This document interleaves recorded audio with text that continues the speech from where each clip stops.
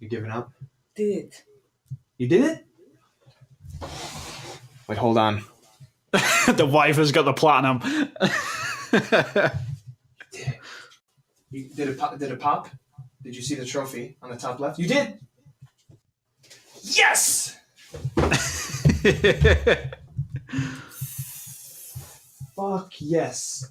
This is a huge thank you to my wife, who actually knows how to play Mahjong. Yeah, you owe her dinner. Yeah, I did it. My wife did it too. We did it. I was going to say, I did it. That's hilarious.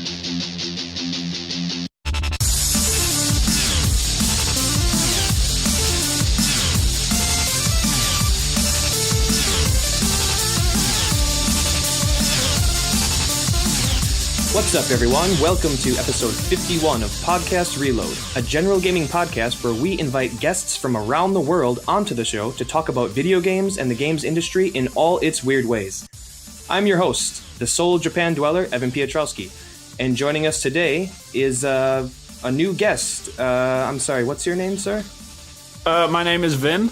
Yeah, I'm new here. Sorry. How's it going? Yeah, I don't know. I think we had some guy on named Vin at some point. I that douchebag. I heard him on a couple of episodes. He was all right, I guess. I mean, but his opinions are a bit.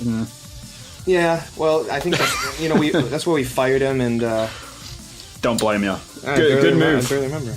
Good move.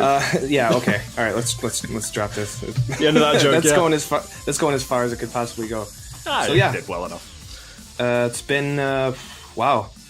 Maybe it's March. been a while. Yeah, it's been a crazy year for me. Pretty much, I got married. I immigrated. Like I've been starting new jobs. I've moved house again. What are the odds? Like I'm in the 50 odd time now or something. One more mark on the chalkboard. I know, right? It's like I feel like that guy, in the prison cell that's just chalking the lines, like counting the like. That's what I'm doing right now. Like, fuck it. Why am I even doing this anymore? Like, who cares? Why am I counting? But yeah, it's been a wild year. So like I've been super busy. About to release an iOS game, which has been pretty wild. So it's everything's all over the place. That's why I haven't really been around that much. So what's the name of the game again? Last Line of Retreat. I still haven't. Last Line of Retreat. That's right. Yeah, I mean we're crunching it right now. There's like 4 of us working on it at the moment, but I'm leading the project. It was sort of like my brainchild, and we've been chipping away at it. It's almost done. We're almost ready to like show some gameplay so people can go and download it. But it'll probably be out within the next month, I would say. Fully playable. It'll be on iOS and Android. It's a very dumb little like fun endless runner game. It's not meant to be anything deep, so don't expect like it's gonna be like The Last of Us, man. It's nothing like that. It's super dumb. It's just a bit of fun, and you're moving downward, right? Pretty much, yeah. That's it. I mean, it's like Ice Climbers but backwards. That's basically the best way I can describe it, but faster. Back of the box quote. Yeah. That's good. I'm happy to have you on. Actually, this is the first time we've actually spoken to each other for quite a while. Obviously, we text back and forth from time to time, but yeah, it's nice to hear your voice. Oh, it's nice to hear your voice too, dude. It's been a while. And of course, I'm excited for this episode because today is going to be our Podcast Reload 2017 Game of the Year talks, and couldn't do it without you. So thanks for coming on the show to talk about 2017 year in video games. Thanks for thinking of me. Even though I haven't played as many games as I would have liked to this year, like I think I've still got enough in the backlog to sort of have a decent conversation about it. So yeah, looking forward to it. Awesome. All right. So let's move on to a question for our guest. This is the Podcast Reload Video Game Vault. We are making a vault fit for the most noteworthy, historically important, prestigious, or plain and simple awesome video games of all time. So, if you could pick one game to put in a giant video game vault to survive an earthly cataclysm in order for future generations to play and learn from, what game would you choose? Barbie Horse Racing 3. I think that's a good one. I thought you were going to do the... I'm joking. Mary Kate and Ashley : that was the runner-up. That almost went in, but no, I didn't quite make it. No, I can only take that joke so far. But no, my pick would have to be Eco, which is probably no surprise to people that know me out there, yeah, Eco is sort of a game that flies under a lot of people's radars.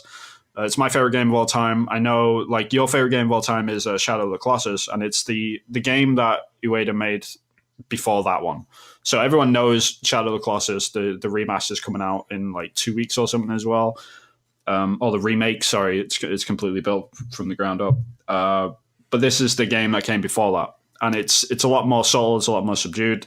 There's no UI in the game. It's very much you're just sort of trying to figure out the story by yourself. And the puzzles in the game are so well designed that you don't really need any UI. It doesn't hold your hand at all. It sort of dumps you into this castle, and just the atmosphere and the puzzles by themselves are just, they're out of this world. And there's still no game has come out since that sort of compares to it, in my opinion. Like, it's just a complete masterpiece when it comes to sort of world design and puzzle design and just how it leads the player. Like, just as someone that makes games and like anyone that like worked on a game at any point, like if you just use that game as a study, like it's almost perfect.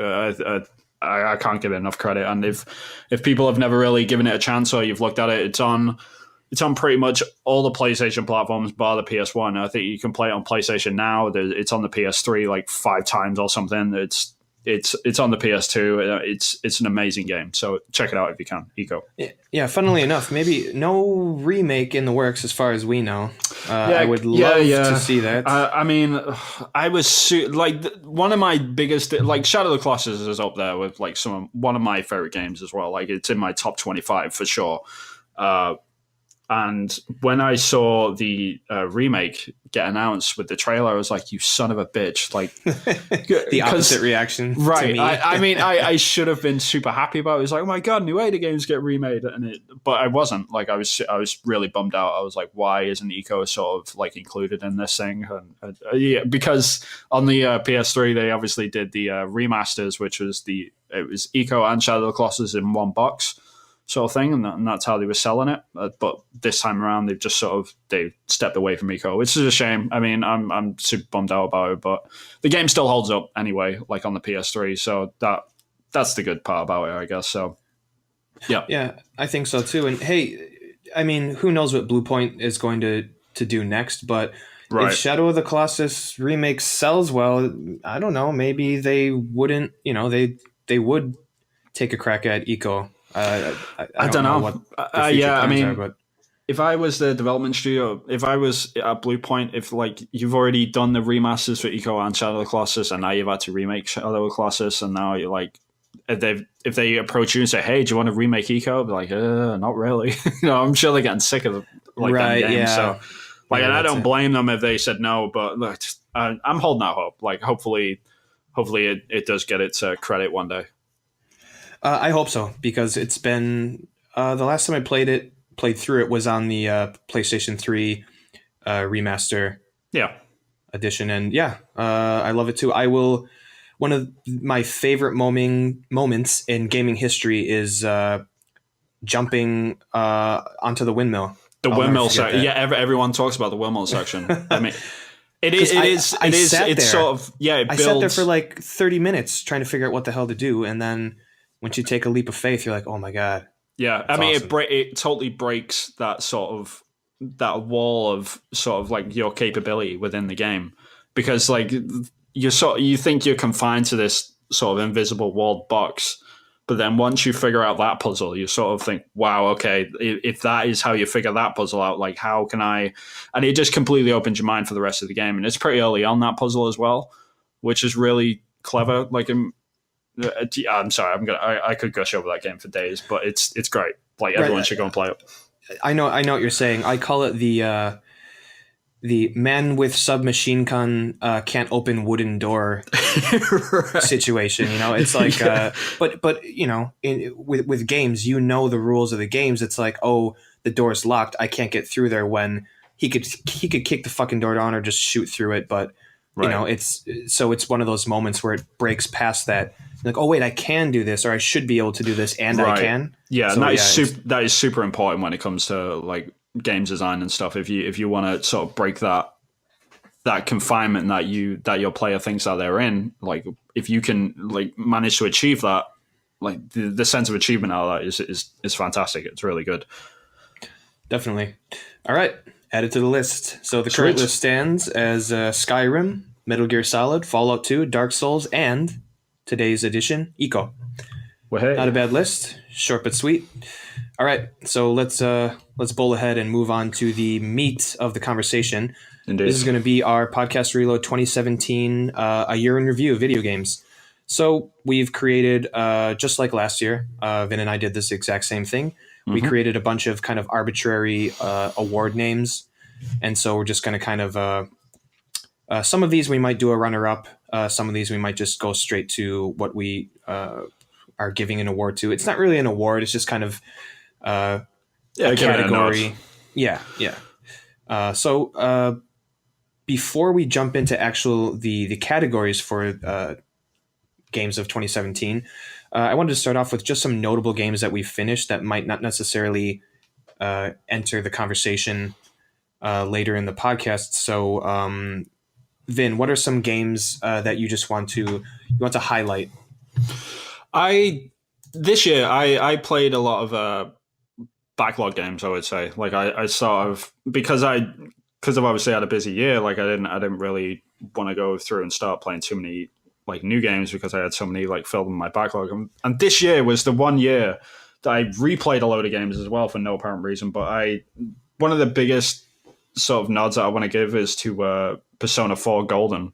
Now that I'm finally no longer live in Japan, I was able to pick up this game and not be frustrated by it because if you ever work as like an ALT in Japan or something, if you're going to school every single day and you're in them classrooms and you're talking about the same shit every day, and then you come home and you're playing Persona 4 and it's like, oh crap, like I'm just doing the same thing. I'm repeating, like it's like an alternative universe which you just sink into and you're just doing the same thing over and over again. It's not a good thing to do. But now that I no longer live in Japan, like I can enjoy Persona 4 and I'm having a blast with it.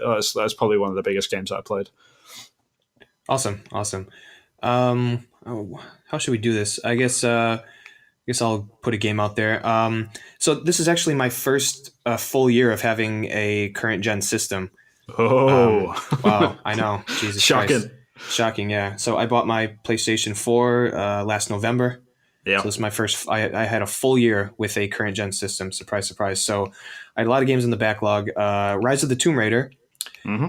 is definitely one of my favorites. I 100% of the game. I 100%ed the first one. Was it Tomb Raider 2013? Right. Didn't get the platinum, but I'm saying in game, like all collectibles, all missions complete, all that type of stuff. And the reason I did that is because it was just so enjoyable to do so. I love the Metroidvania feel of that game, where there are kind of several hub areas, and Yeah. then all the other areas kind of split off from there. And then in each area, there's all these check boxes that you can go around and do collectibles and find tombs. Like I love the tombs in this game. I heard people say like, oh, they're very simple and they're not that big, but I kind of like that. Like I wish there were more, but I liked Right. how small they were. And when you finish one, you feel smart. Some of them are really easy, but visually, I thought they were great. I loved. There's one that was like you go into this tomb and it's like built into the side of like a mountain, and there's like this giant wind tunnel, and Yeah, I it remember that one. makes Yep. yeah, and it makes this like almost like this music that when the wind blows through this Oh yeah, I remember this. Yeah. this mountain. Yeah, just some really really neat stuff there. The gunplay is good. The gameplay loop is just one of those games that I just enjoyed from start to finish. Yeah, I mean, I And never got around to finishing that because just the hand holding got the best of me after a while. Just the whole. oh, that's right. I remember you mean, talking about that. Yeah, I mean, I just couldn't. And like every time I boot up the game, it was just Laura was telling me what to do, and I was like, I just no real point of me playing this. Like if she's just constantly telling me what to do, and that, like if it took that out and it was just like left the mystery of it, then I think I would have enjoyed the game like a ton more. Because I think what they've done too much with that, they've sort of looked at the Naughty Dog games. And they've seen Nathan Drake like talking to himself and like, oh, maybe we should have that in our game, but use it as like a hint system. But I think they just overused it a little bit for me personally. Like I understand, like there's a lot of people out there that absolutely adore that game, and I can see like the cons and pros of that game like quite clearly. So I don't know, like the hand holding for me just got a bit too much up. It's understandable. I mean, Yeah. yeah, they just don't have the writers that Naughty Dog has to make that that conversation or Yeah, I mean, her I attention. see their good intention. I know exactly what they were trying to do, and like I commend them for that. And they did do a good job on the stuff that they did a good job on. But I don't know. So I think it's just a personal thing. Sure, sure. All right. Any other notable games? Most notable games. I played Doom for the first time this year. I know it was a May 2016 game. I'll probably get into that a little bit later. I played Stardew Valley. That was another one that I tried to get into. I put a good few hours into that, but it feels very much like any other sort of Harvest Moon game. If you've ever played any of those. So I've been on the fence with that one. It looks like a game I'd like, but I don't know.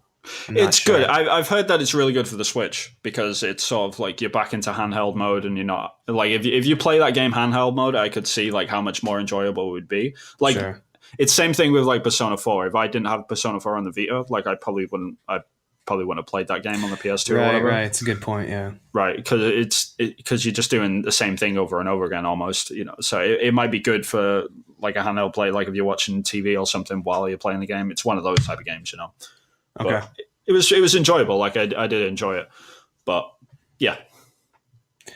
Another one for me. I'll throw out 3 really quickly. The Order 1886. I just played that this year.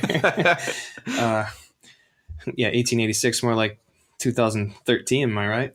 Right. That didn't. It was a launch game. Yeah, that's right. I don't know, man. I really liked that game, and I remember I remember from when it came yeah. out was like everyone was kind of trashing it. I thought it was good. That game looks great.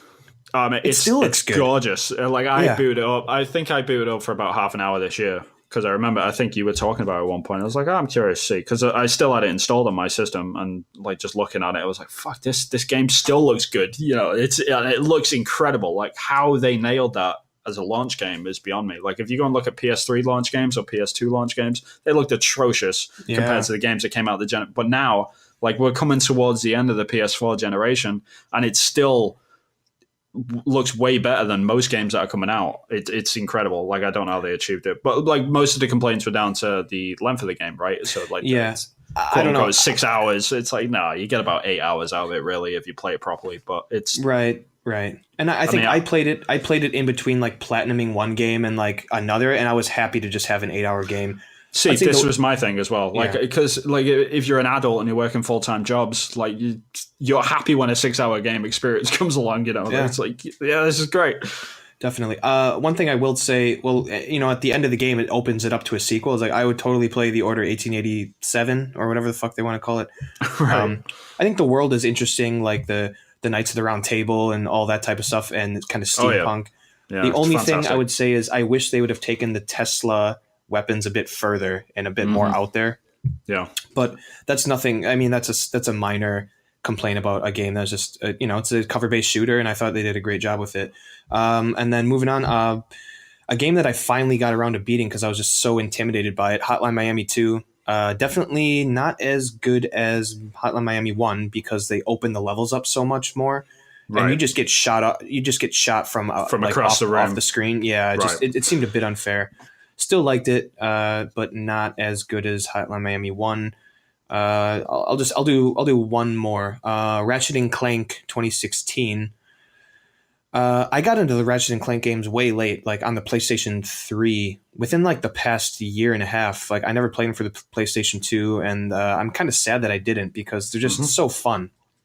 Right. They're like non-offensive, easy platinums, by the way. Of course. I platinumed that game just because as long as you play through it, like just because you could, yeah. There's nothing really difficult there, but it's just and also the reason I did is it was just so fun to play. Like it takes you about 2.5 or 3 playthroughs to platinum it, but I had no problem with that. I really really enjoyed it. So yeah, those are my notable games. Oh, one more. I remember, Vin, you were talking about Metal Gear Solid 5 way back when, and you're like, Evan, I don't know if you'd like that game, and I held off on it. Right. And the only reason I played it is because it was free on PlayStation Plus a couple months ago, and I loved it. Oh, yeah? Well, except for Chapter 2, which I thought was just ridiculously dragged out. Yeah, there's definitely a point in that game where you can you can see it where you're like right there is where Kojima got fired, like here. I can see it right here, and it's like it's painful, But I mean, I really enjoyed that game. But I remember The I can't gameplay remember. loop is amazing. Yeah, It's so addicting. I can't actually remember like the points which I brought up to like the case why you might have been against it.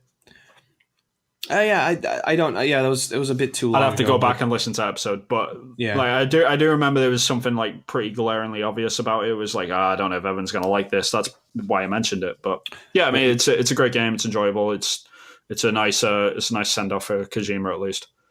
Yeah, and I shot at a tree, and a bird flew out of the tree, and I tracked it with my pistol, and I hit it out of the sky. It was like my best. This is the best gaming moment of 20. I will never be able to do that again. That's great. Yeah, I had a really good time with that game. Yeah, the chapter 2 is complete BS, and I wish there was more story. That game was basically just missions, like extract this guy, assassinate this guy, right, stealth this camp, take. I was gonna bring this up at one point, but like it kind of feels like a mobile game in that respect. You know, like the whole it's we're seeing a lot of these sort of games where it's like compartmentalized gameplay. You know, like where it's like, okay, now you do this little section, and then you go back to a bigger world sort of thing, and then you do another little compartmentalized section. I mean, it works, but for some games, it's a bit archaic. But yeah, that game, it sort of worked for that game quite well. Yeah, I don't know. Like, I would love it. It's so strange. Like, there's not going to be another Metal Gear game like that. But if Death Stranding, like, who knows what that game's going to be? But if it plays anywhere near as good as that game isn't coming out until 2021. Like, don't even stop. Yeah. People should stop talking about it. Like, whenever I see Courage, stop showing it. Right. But Kojima can't help himself, and Keighley needs something to show at the Game Awards. But it's sort of like every time I see someone talking about it, I'm like, just let it go, man. Like, it's not happening for a while. But yeah, like I really, really enjoyed that game. Surprised. I'm surprised that I enjoyed it that much. But yeah, for sure. Yeah, I really liked it. Okay, so that's it for my notable games yet. Anything else you want to notable games? I mean, I don't think I give much talk to Uncharted Lost Legacy throughout like the sort of quote unquote awards that we give. So I want to give that a decent nod. I mean, a solid Uncharted game. I really enjoyed it. That's right. Me too. That's another notable game for me. But yeah, go ahead. You're probably gonna say exactly what I'm gonna say about it. Yeah, I mean, it's very much Uncharted. It fits in perfectly well. I mean, I thought I was going to miss Nathan Drake quite a bit, but it turns out like what makes an Uncharted game isn't Nathan Drake for the most part. I agree. The puzzles in that game are great. The problem which I had with Uncharted 4, it probably lasted about 20-25% too long almost. Right. So the fact that Lost Legacy was a bit shorter, it was like the perfect length for me. So like when I finished it and the credits were rolling, I was like, that is how long an Uncharted game should be. And that was meant to be like a DLC like side game or whatever, but no, it was a full Uncharted experience. If you haven't pulled the trigger on it, if you're listening to this and you're like, yeah, I like Uncharted, but I don't really want to play like a cut down version, it's not like it's well worth the play. I would dive in if you could. And I love I think it's chapter 4 where they take it kind of out of the linearity of your usual Uncharted game and give you this. Yep. This big open area in India to play with. Like, I loved that because it kind of broke up the linearity of what you expect from an Uncharted game. For sure. Yeah, and I really, really enjoyed it. Yeah, it's a very, very good game. Those guys those people over at Naughty Dog just do amazing work. Yeah, man, they know what they're doing. But yeah, outside of that, the only other game that I wanted to give sort of a quick nod to was Little Nightmares. I played that. It's a nice little side-scrolling sort of indie title, like a little horror game. It sort of reminds me of Limbo a little bit. It's on my list. It's very short. It's a very like the atmosphere gets nailed. The puzzles are great. It's a very nice, short and sweet game. Like if you're into the horror genre, like it's a must get. Like everyone should go and play this if you're into that sort of style. Like I'm surprised you haven't played this yet, Evan, because I almost pulled the trigger. Right up your alley. I almost pulled the trigger on it on a holiday sale, and then when I was about to buy it, the sale had passed. Sale went out. Yeah, no, yeah, it's a decent little game. I think it's. I probably won't pay full price for it. I think it's like a $10 game maybe. But yeah, well worth it. Like everyone should check I it love out. the art direction. It's very Oh, unsettling. it's stunning, man. It's Yeah, and the thing that's really creepy about it is the animation. Like they use like this 2-step animation, which is like makes it look jerky almost. like So claymation or something almost, or right, stop exactly. motion. Yeah, it kind of makes it look like that. So like when things are moving around and twitching at you, you're just like, oh Jesus, that's pretty creepy. And like the whole game is like that, even your main character, and you don't really know what your main character is, and you're sort of trying to figure everything out. Like even yourself, you're like a creepy little creature, and you're trying to. Oh, really? I thought you were Yeah, like a little it's girl with like a creepy like it raincoat on or something. right. Everyone thinks that, but like the more you play the game, you're like, what's going on here? It's a bit, like I'm not going to spoil it, but you should check it out. Like it's a fucking great game. Definitely on my list. All right, so that does it for notable games. Let's move on to the meat and potatoes of the conversation. So, our first category is best 2016 game of 2017. So, obviously, we can't play every single game within the year it's released. So, sometimes we end up playing those games the year after. So, we kind of want to highlight at least one game that came out the year before. So, Yeah. Vin, what is your best 2016 game of 2017? Hands down, without a doubt. Wish I played this the day it came out, but Doom 2016, man. I What own a that. game. I own that. I need to play that. What a game. I mean, I was totally blown away by it. I thought, there's no way you can bring back that sort of Doom feeling of a game. You know, like that genre has been and gone. You know, that whole like typical like teenager metalhead sort of, you know, violent, just over the top gore. Like I thought, nah, it's sort of dumb, man. Like we let it go with that with like Duke Nukem. No, these boys brought it back with a vengeance, and it's so good. Like I was like head bobbing along with all the music and just like, yeah, this is totally metal. It was awesome. Like such a great game. Like the gameplay is fantastic. Just the creatures are really well sort of designed, the AI and stuff, because the way the game works is very much in a sense where if you stand still in that game, you get murdered. Like, and which is completely against everything that sort of first person shooters have been teaching us for the past 15 years or something. That's it's like old school, right? right, like Call of Duty's been teaching us to get behind cover and duck up and pop. But in Doom, if you do that, you die, and it teaches that pretty quickly, pretty early on. And just the whole moving around, the maneuverability of the game, is just everything feels tight and great. The only thing that I can say bad about that game is it's probably like 1 or 2 levels too long almost. Like it could end a bit sooner, but that's down to personal preference. But other than that, man, it's a flawless game. Like such an amazing experience. Like get on it as quick as you can, especially if you've got it. I bought it like a year ago. I just haven't gotten around to it. I think once I get this fucking platinum trophy in Yakuza Kiwami 2, I think I'm gonna jump on Doom. All right. So my best 2016 game of 2016 game 2017. Yeah, that works. Yeah, that's right. Is Deus Ex: Mankind Divided. Now, I haven't beaten the game yet. I'm about 12 hours in. I actually haven't played it for about 6 months. I got caught up with some other games, but I loved Human Revolution. Not a game that I thought I was going to like, to be honest with you, but I was never a stealth guy until Dishonored opened my eyes to the world of stealth. Right. And then all of a sudden I became this crazy guy that like saves scums so that like no one can see me and I can finish levels like completely ghosting them. And so that's why I loved Human Revolution. And this is like a nicely polished, you know, a nicer looking version of Human Revolution, really. I mean, it's basically the same game in ways, and they've added some stuff to the game, like some powers and stuff like that. I'm not even gonna lie to you. It's been a while since I've played it, so I can't really remember a lot of it. No, well, I mean, you probably played it like the very start of the year, like 2017 wise. Yeah, I think I played it in the beginning of the summer, maybe. I'm not sure, but it's one of those games where like you go into a mission and I'm like, oh, if I get caught, I'm just going to whatever. I'll pull my guns out and start shooting. Right. But I'm like so into the game where if I get caught, I'll just reload. You'll restart it. But the game works so well. It's got a similar cover system to the most recent Splinter Cell game, where you can kind of like look at a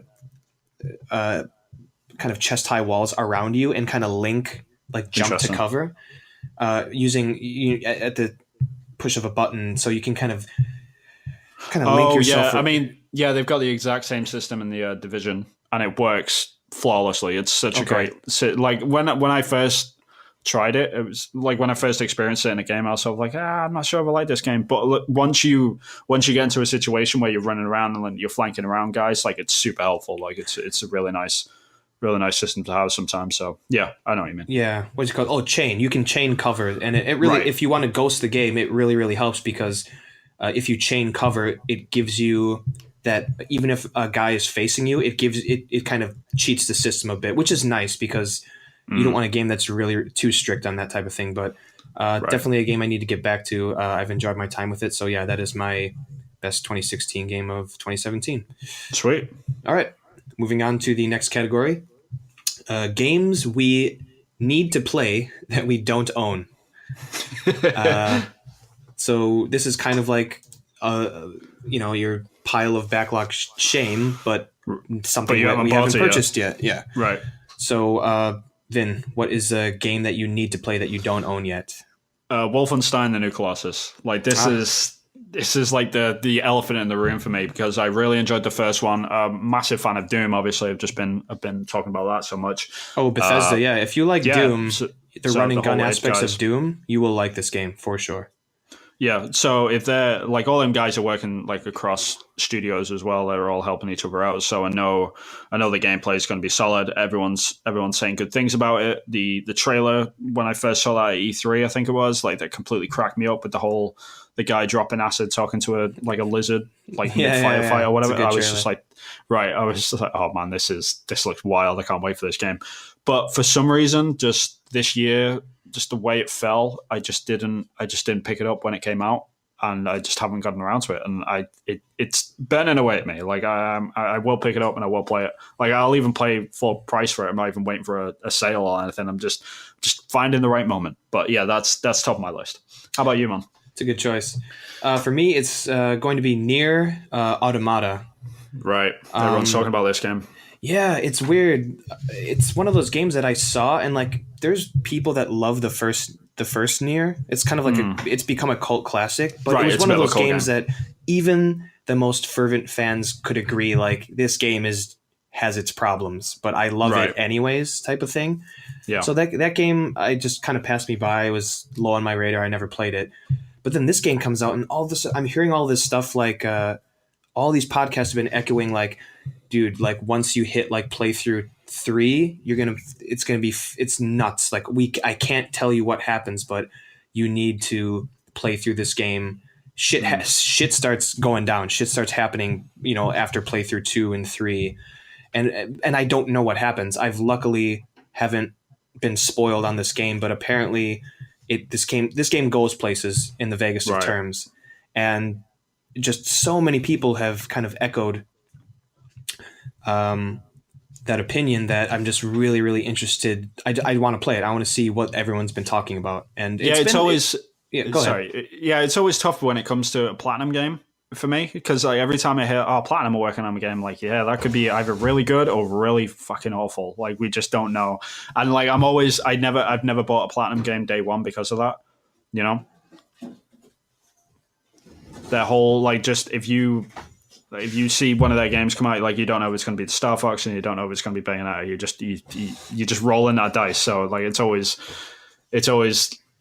I don't know. Like it is nice to see all the universal praise for this, and I do want to eventually get around to it. But it's definitely like near the bottom of my sort of games I need to buy, which everyone's talking about thing. Right. And then a quick one. My runner-up is SteamWorld Dig 2. I'm a huge Metroidvania guy. Like, when you say Metroidvania, I'm immediately interested, or you have my attention. That's your jam. I've heard great things about SteamWorld Dig 2, and it's a cheap game. It's like $15 on sale right now, placed on PSN, so I might pick it up soon. But yeah, definitely Nier. I need to get around to Nier. I haven't seen a price drop yet. That's pretty much what I'm waiting for. Once you give me like $30, maybe I'll pick it up. But yeah, soon. Yeah, no, it does look good. Yeah. All right. Those are games that we need to play that we don't own. And moving on to our next category, games we haven't finished but really, really like. So, Vin, What is a game you haven't finished but you really like? The game which I've started, which I really want to get back to, I dumped a ton of hours into it, and I'm enjoying it, is Zelda Breath of the Wild. Like, Nice. still haven't finished this game, but it's sort of, I kind of feel like it's one of them games. I've put so many hours into it, and I've done so many shrines and all that sort of stuff, and running through the world and enjoying it. Because I've done so much, it sort of feels like I know where it's going, and I'm comfortable to talk about it, and I know where it's going to land, sort of like on my liking list. I think I'm about 40 hours in at this point. I'm just running around the world. I haven't done any of the main dungeons yet. I'm just doing all the shrines. Wow, you haven't done a dungeon yet. That's kind of how that game goes, though. I mean, you don't have to. You can do whatever you want. Yeah. It's one of them. Like, here's the world. Go run around in it. See where you go. And like, I did the same thing in Fallout. Did the same thing in Skyrim. It was just like, hey, go over here and sort this guy. And I was like, screw you, buddy. And I ran into the other direction. And I just 40 hours later, I came back with like all this new armor, and I was like, oh yeah, that guy who I was supposed to talk to, and like, what the hell are you doing here? And like, he's trying to give me a tutorial and shit. And I'm like, all right, the same thing. So yeah, I mean, I'm enjoying it for that. But yeah, I do want to get back around to it and sort of polish it off. All right. How about you, man? I've run into an issue here. So on this list, when we created this, I had written Wolfenstein 2: The New Colossus. Nice, but you've already started, right? I finished it last week. Nice. So I can't think of a game that I haven't finished, but I really like. Deus Ex, I guess I kind of need to get back to. Dishonored 2, I played like 15 minutes of it, so it doesn't really count. You played the exact same amount as me then, because I got halfway through the first level and I was like, I can't play this right now. Like, I'm already getting these like urges to like go back and stealth this level, and I haven't even started it. I was like, no, turn it off. And I started running away. Okay, so I will reserve this time to briefly talk about the difficulty in Wolfenstein 2. Okay. So I'm going to finish this category with I don't have a game to give the award to, but what about the mahjong section in Yakuza? God. yeah part of game I haven't finished but I really really fucking hate. You go to mahjong in Yakuza Kiwami 2. My wife's still cracking at it though. Chipping away. Yeah, how far are you? 4 times. How many? 3 more? 5 more. 5 more times. All right. 5. She sounds so excited about it. yeah, it's slowly eating away at her soul. Like 5 more times. So everyone's been going on about the difficulty in Wolfenstein 2. Now, in terms of like how, I don't know, I'm okay at video games. Okay. Well, you always play games in hard, right? I tend to play them on hard, unless they're survival horror, because I don't want to deal with like scrounging for ammo. Yeah, fair play.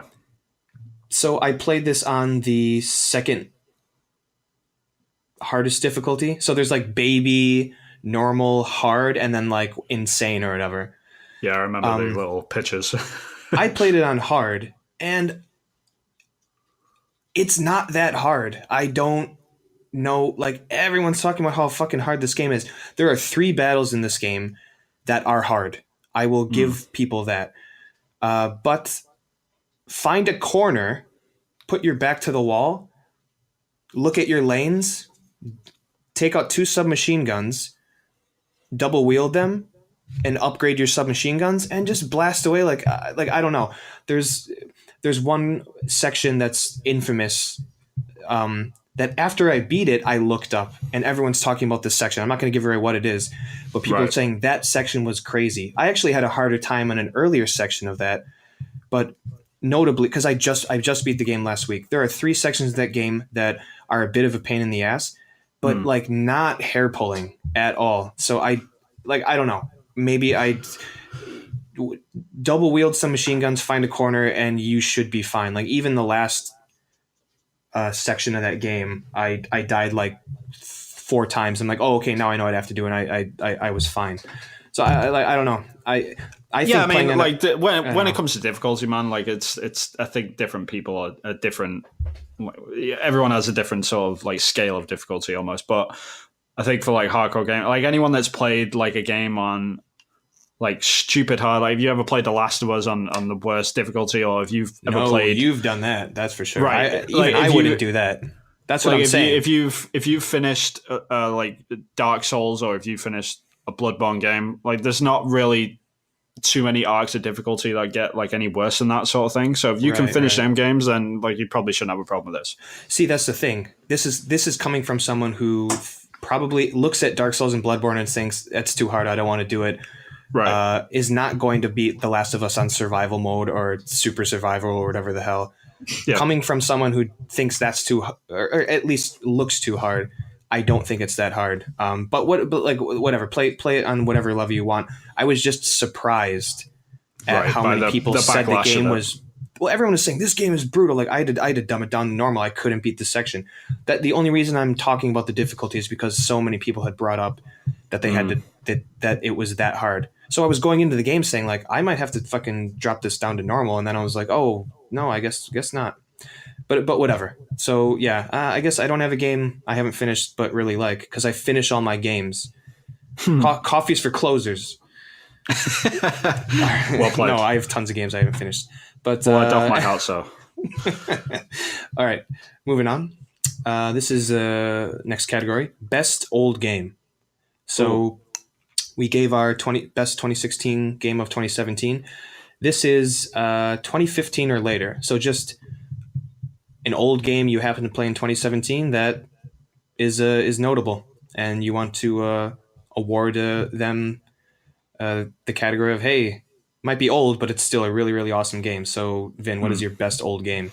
Yeah, I mentioned it earlier, but Persona 4 Golden has been it's been a nice trip down memory lane, because I've been no longer living in Japan for the last year. Like I now live in America, and just having like that time away from it, and now going back into the world of Japan and seeing like just like this tiny little like Inaka town, you know, like this like town in the middle of the countryside, and these kids are just going to school and just getting sucked back into that world of Japan and stuff, and then but having like from the outside in is probably a bit more healthy, right?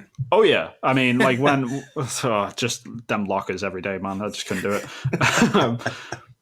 But no, it's been nice. I mean, I've been playing that game basically while I've been walking on a treadmill, because I bought my wife a treadmill. Long story short, and I've been walking on that with my Vita, and it's been a great treadmill game. Doesn't the screen shake or not?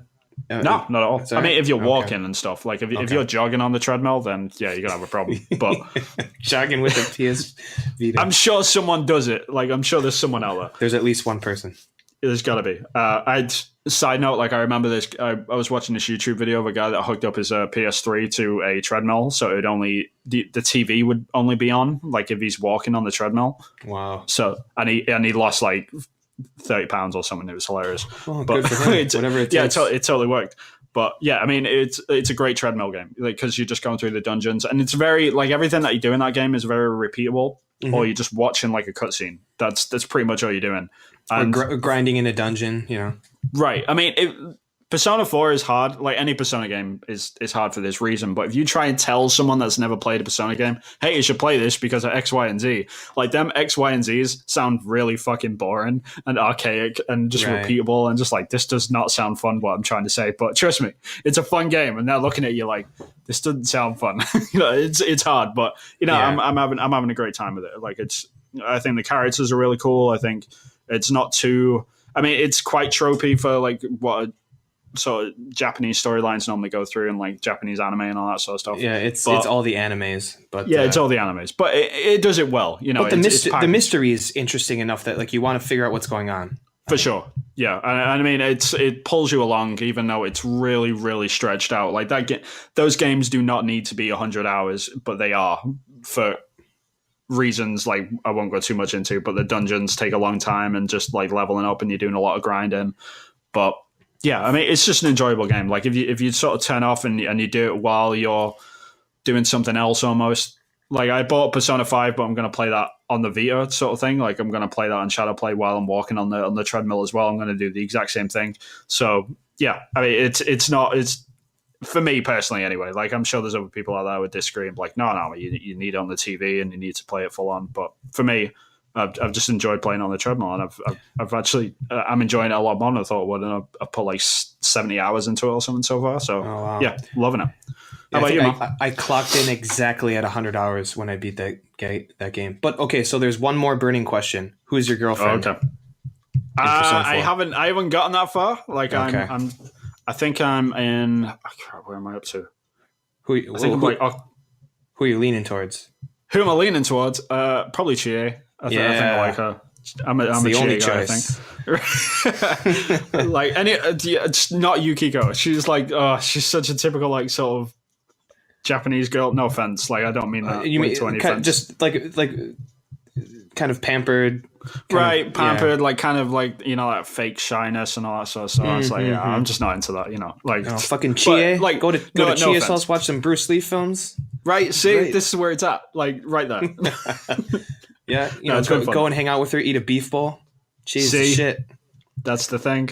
Yeah. Like, see how boring this game sounds now. Like, you just can't do it. You can't discuss it in an exciting way. You just can't. Like, it's impossible. But yeah. All right. So Vin's best treadmill game of 2017 is Persona 4 Golden. See, that should be a category next year. It should. However, the game that I chose, I don't know if I could play it on a treadmill. My best old game of 2017 is The Witcher 3, which came out in 2015. Oh, you made the dive. Including Hearts of Stone and Blood and Wine. So when Vin and I started this podcast way back when, we constantly joked about starting and stopping The Witcher 3 just because It's too big. it's too big and it's too intimidating. And I'm not even I started and stopped that game like 4 times. Yeah. And then in the summer, I made a legitimate push to play it, and 120 hours later, I finished the main game and both DLC. And this Witcher conversation, actually, I talked about this on a section that got cut from a podcast like 4 months ago, just because it went on so long. So I don't really want to keep going on about The Witcher 3, but it's totally worth it, Vin. It's got its issues.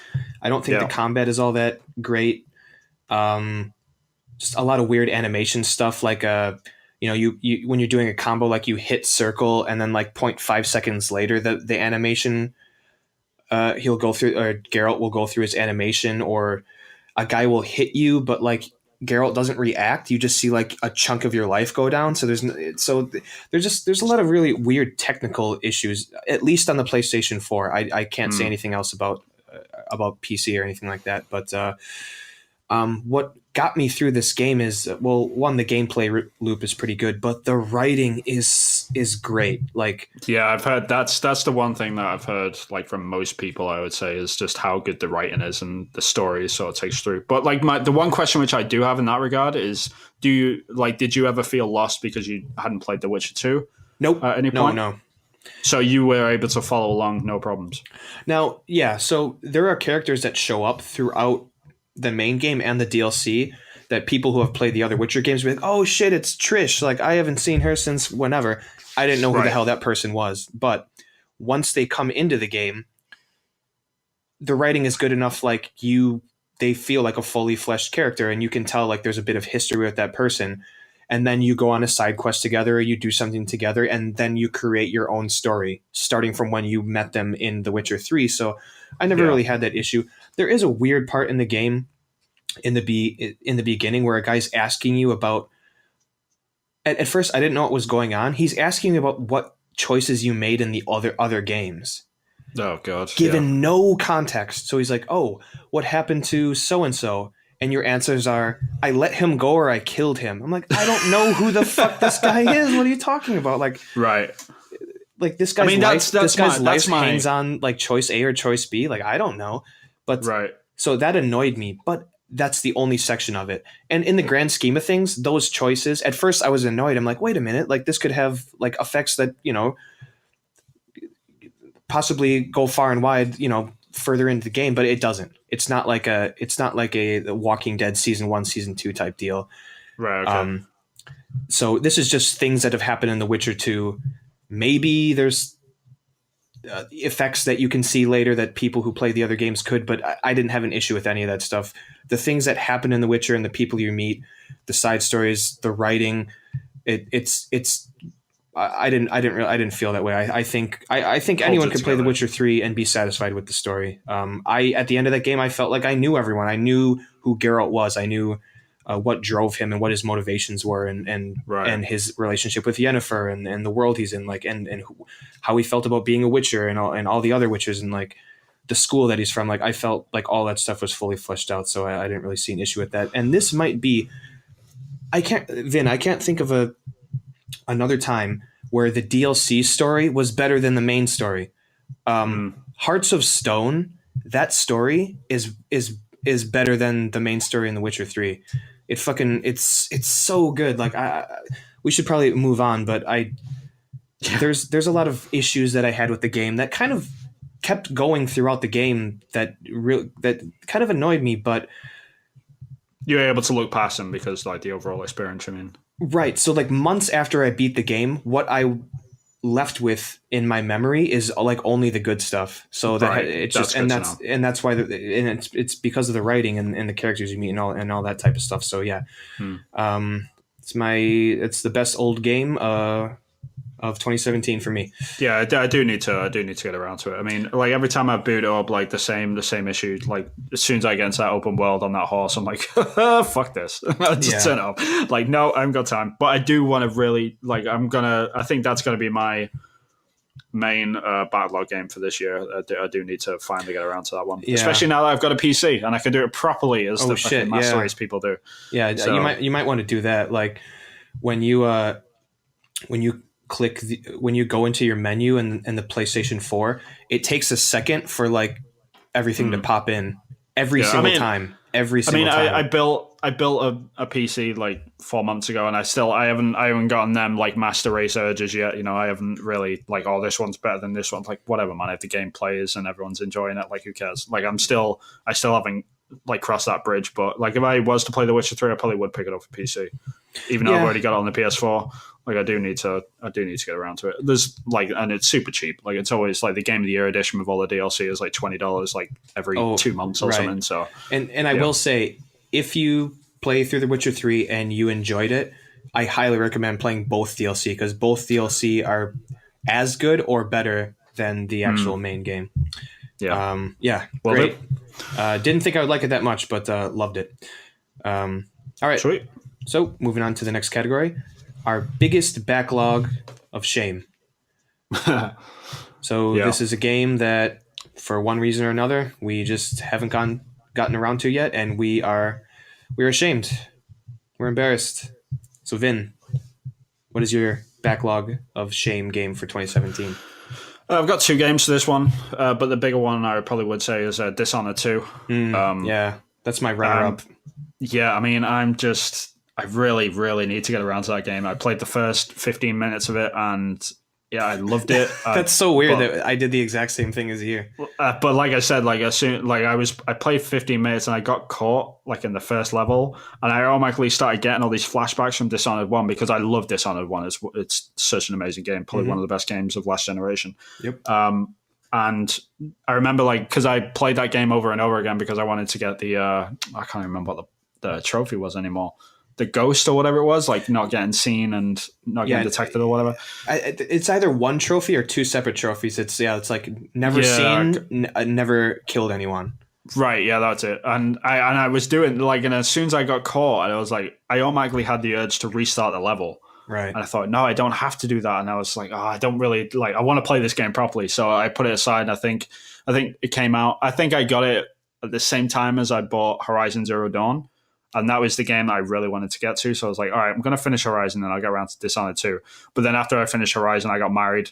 And then after I got married, I moved. And everything's been crazy. So like that is top of the list. But the other one that I want to give a mention to is Shadow of War. Like I still want to get around to that game.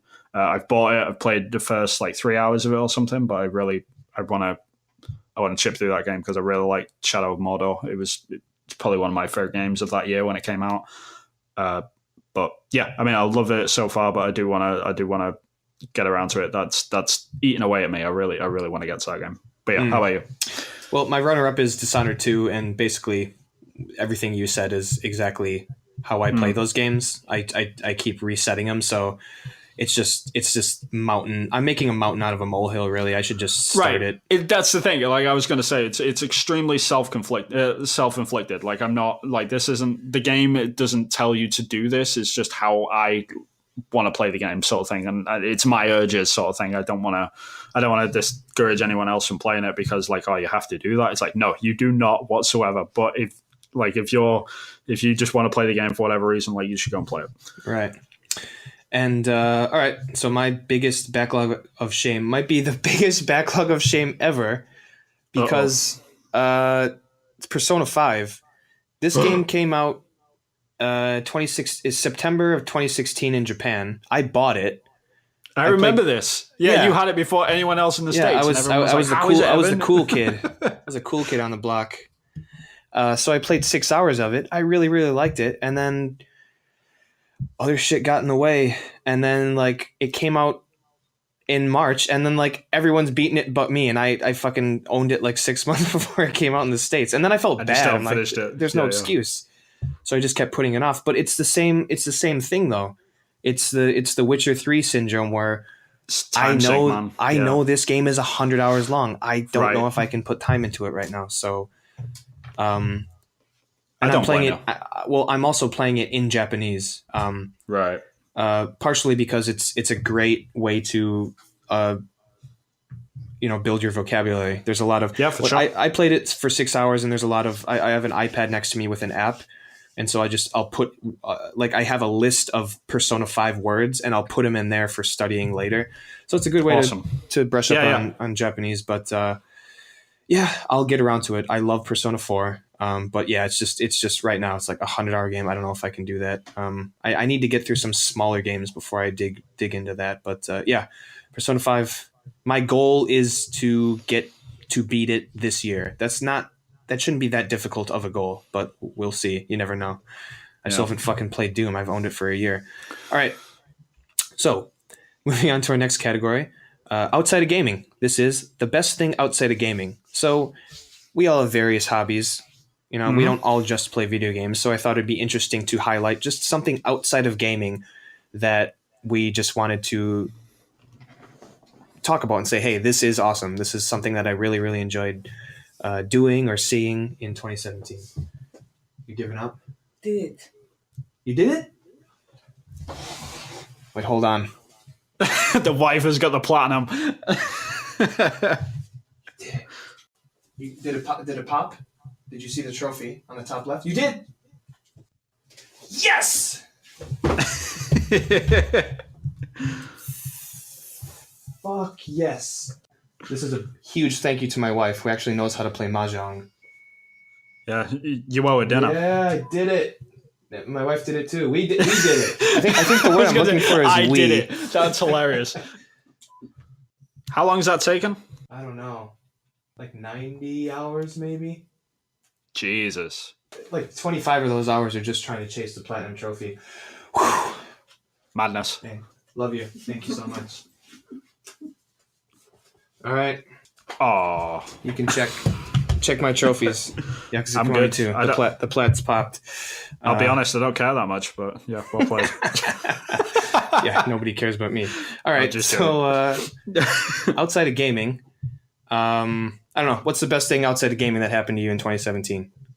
Just a shit ton happened this year, man. Like outside of gaming, I got married. I think that was probably. Oh yeah. You should probably highlight that. I'd imagine. Yeah, I mean it's up there. I mean it's up there. Like I proposed to my wife in 2015, so it's been on the list for a while, and we've been meaning to get around to it, and we finally immigrated and all that sort of stuff. But just the wedding itself, like I was super nervous about it, but it was a perfect day. Like it was like I can't believe like how well it actually went. Almost like still people that like contact us to this day, and they're just like, yeah, man, it was a bit too perfect. It's kind of sickening, actually. Like, that's good. It's something you worry about in your wedding. You want people to have a good time, Yeah, exactly. I mean, the food was great. Like the venue was awesome. We had a good number of family and friends there. It was it was good. I mean, it was just a great day, and I can't be more thankful enough. It was great. But outside of that, what else have I done? I started sculpting. That's a new thing. Oh, I saw you did a hand. Yeah, I did a hand. I've done a head. I mean, I'm super crap at it, and I'm super rudimentary stuff. That Okay, I'm doing, but Dr. Frankenstein, slow down. I know, right? I did a hand. It's did a alive. hand, stole a brain from the morgue. Well, it's still chipping away at that, buddy. You'll get there. No, I need to make my wife. One thing I find interesting about interesting about sculpting, like I don't draw for a living, but I'm pretty good at drawing. Like I'm just saying, like natural, like I can think of you know what I mean. Like you see something, and you can just draw it, and people are like, "How do you remember All what them it looks every like?" yeah I just every see it in my single head, one. Right? Every single one of them skills in drawing like crossover. Yeah. So like one thing I've noticed about people who can draw is like even if you translate that to sculpting, you're still kind of good at it. Yeah, all the skills transfer over. Like it's not like anything too different. Yeah. Like all the same. Like you think about perspective, you're looking at symmetry and all that sort of stuff. It's just about observational skills and all that sort of stuff. That's the only difference when it comes to sculpting, like compared to drawing, is that you have to do a lot more observation. Like you're constantly looking at reference, trying to figure it out. Like trying to make stuff up as you go is a lot harder in sculpt. But it's I'm enjoying it. Like I'm having fun with it.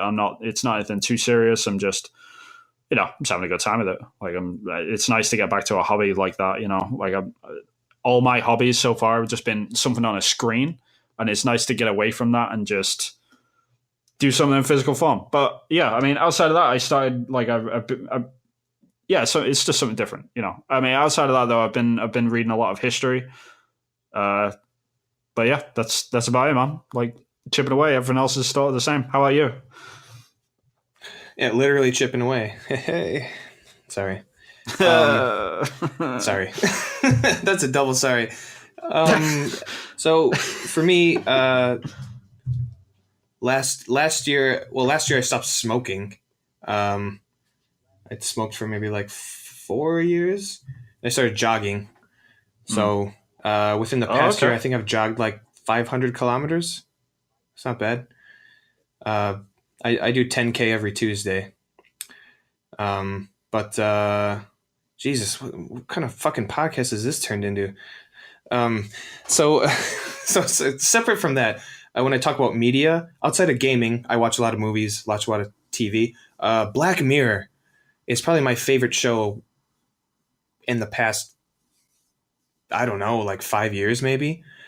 Like Charlie Brooker, like I think that guy wrote like for video games. He wrote like sci-fi scripts. Yeah, I mean, I watched the first couple of episodes of season 1, and I thought it was super twisted, but really original, and like it makes you think, and you're watching it and you're thinking, oh man, what if that happened? Or like it's a show that makes you think a lot, which is good. Like it's super intelligent. Yeah, everyone says it's the Twilight Zone for the digital age, and the best thing about it is like it's near future stuff. Like, okay, obviously you suspend.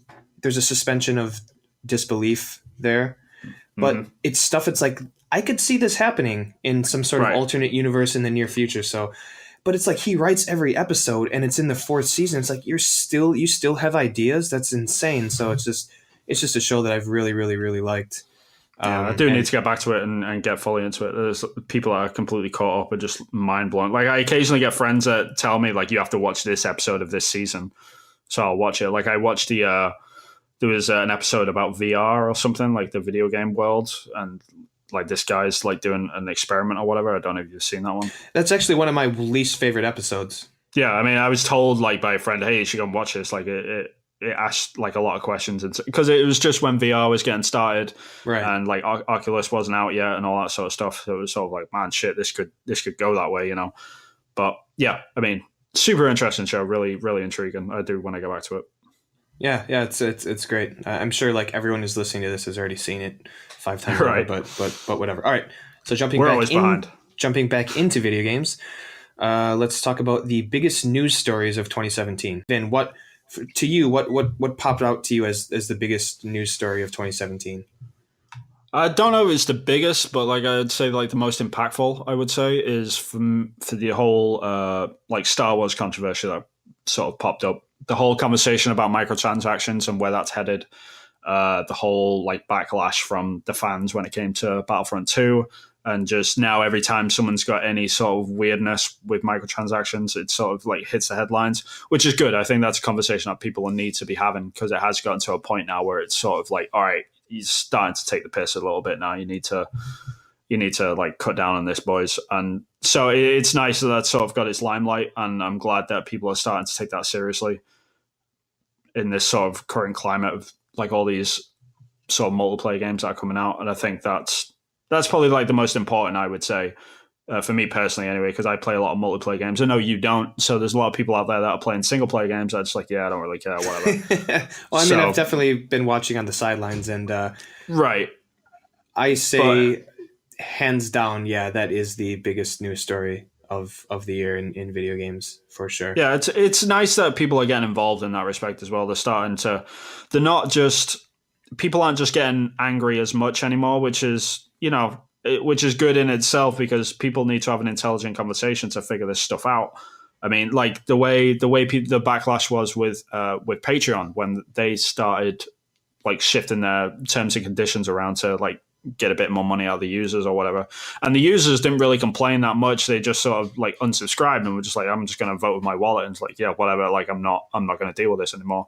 And Patreon reacted to it, and there was an intelligent conversation going on there. Yeah. For the most part, obviously, you get your bad apples in anywhere, but for the most part, what I saw from Star Wars was a lot of people were saying it's a good game inherently. It's not a bad game. It's just like this microtransaction stuff sort of breaks it, and like that's what makes it bad. And there was a nice conversation happening in that respect. So hopefully EA sort of listened to it and they sort of react to it properly, and it sort of gets fixed over the next couple of years. And I hope we need less outrage and more intelligent conversations, and that's sort of what came out of it. So yeah, that's good. Kind of happy about that. A constructive criticism and argument, and actually getting something done instead of just screaming and shouting about it. Yeah, it's for sure. Nice to see. So that is hands down the biggest news story. So I just thought I'll just choose something else, something that kind of stood out to me. Yeah, for sure. Is the closing of some studios this year. Yeah, that was a tough one. Yeah, specifically for me is Visceral Games. For sure. The Dead Space trilogy is one of my favorite things that came out last gen, and probably one of my favorite series of the past decade. Yep. And we don't even know what they were working on. Am I right about that? Yeah, we know they were working on a Star Wars game. Oh, that's right. They're working on a Star Wars game. I always forget that there was more than one Star Wars game that was that was in the works, they were working on Star Wars. Amy Hennig was there. She left Naughty Dog to go there because she was pulled by I think it was a direct deal with Disney to go over there and sort of headline the new Star Wars game. She went to Visceral? Yeah. Whoa, man, I completely mixed. I was mixing some stuff up, but yeah, that is right. Yeah, that is right. So it was like a triple blow almost. It's like, all right, there's no more Dead Space because EA don't do remasters. Right. So that's dead. We've got Dead Space. Yeah, Dead Space. Sorry, what did I say? No, you said that's dead. And all right, I'm sorry. Dead. Yeah. Jesus, that's terrible. It's like, that's why I'm not in this podcast anymore. that's why they fired me, because I wasn't. Right. Anyways, as you were saying, so yeah, that project, Dead Space. Yeah, Dead Space is gone. Like the Star Wars game, which because EA turned around and said, well, gamers don't really want single player games anymore, which is total horseshit. Mm-hmm. It just means that you're not getting paid as much. That's the only difference. And I get the argument of like multiplayer games like generate so much more money than a single player game does. Like even if gamers do prefer single player games, like it just doesn't sell as much. Like that's the fact. I mean, I don't fault people for chasing the money. Like you have a business, you want to make money. They are companies, so like. I don't blame. That. When publishers do shitty things, I'm pretty lenient to that. I'm sort of like, yeah, well, you're trying to make money. Like, I get it. Like, if a developer does something really shitty, that's a different thing. Like, in my opinion. But Visceral was a big blow to our industry this year. Sad. very sad. I mean, the whole Dead Space thing, Star Wars, Amy Hennig, like all them people gone. It's just like, man, that sucks. And I know though, I'm sure all them people have already got jobs. I'm sure they're fine. Like the people itself, it's fine. But I just know that EA don't really care about their past IPs as much as other publishers. So that's a shame that we're probably not going to see anything from Dead Space for a while, if ever again. Yeah, who knows if they'll... Maybe they... I mean, it is an IP that people, you know... Yeah, I mean, Dead Space 3 just did not do well. Like, I mean, even if people enjoyed it, like, it didn't sell as well. I'm in that weird group that like still really like the game, aside from the ending. But yeah, for sure. But I mean, like, it wasn't critically acclaimed. It didn't sell very well. It just, you know, that was sort of like that was the nail in the coffin for the series, unfortunately, even if people did enjoy it. So yeah, I don't know. We'll see what happens with that. But there was a lot of other studios that closed down this year. I can't remember like which ones. Yeah, I should have written this down. I just wanted to specifically talk about Visceral just because Dead Space games are some of my favorite games of the past decade. For sure. RIP guys. Hopefully everyone's landed on their feet. Oh, I'm sure they have. It's a shitty thing. Don't be absorbed by EA, I guess is what you should say about this. Because you won't last. You won't last, yeah. Moving on to the next category. Biggest disappointment. Oh. So, Vin, what is your biggest disappointment of 2017? People may be shocked by this, but I was like, I'm not even being sarcastic either, but I was pretty disappointed in Assassin's Creed Origins. Yeah, I think when we wrote this document up and I saw that you put that in, because I hadn't talked to you about how you felt about Assassin's Creed Origins, and you knew about this game years ago, right? Yeah, I knew. I mean, I went to Ubisoft Singapore, like I think it was 2015. Right. I went over there, and I saw it then, and it was under a different title then, and I saw it in very early stages, and I was super stoked about it. I was really excited about it, and they're like, yeah, we're making all these crazy changes, and just watching the gameplay and seeing them guys working on it, they were super excited about it. But for me personally, it's this is the thing. Assassin's Creed is inherently not a bad game. Like, certain people will really, really enjoy this game, and the changes that they've made, people will enjoy. Like, I think you, Evan, will really enjoy Assassin's Creed Origins. I'm going to play it at some point, but you should, because for one reason only, they've made it a lot more like Far Cry, and that's the best way I can really describe it. It feels very much like a Far Cry game. They've added a leveling system to it, which sort of locks off certain areas. So the game is open world, but if you venture out of your sort of level area sort of thing, like you get murdered. Like, you get absolutely murked. You can't really venture out too far. So you're sort of restricted to a place. Like Final Fantasy 12 or something.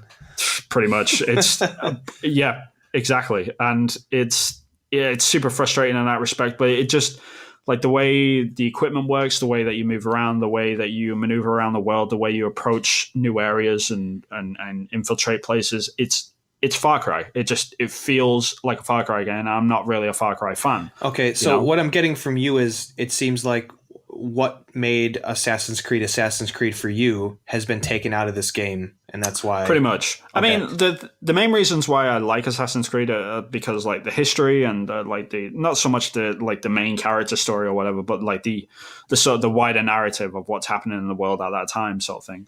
But I think it's a combination of the fact that it's a lot like, it feels like Far Cry, and I'm not really into the history of like ancient Egypt. Like, I was never calling for that. Like, I was always after like an Edo period, like Japan game. That would have been epic for me. Right. I love all the other Assassin's Creed games, and it's not a bad game inherently. Like, the gameplay is tight and fast. The combat is way better than it was in any other Assassin's Creed game. The stealth is better with like a dedicated crouch button and all that sort of stuff. It does a lot of things right, but ultimately the thing that sort of kills it for me is the way it sort of blocks in people, like where you have to level up and you have to grind in an Assassin's Creed game. That's weird.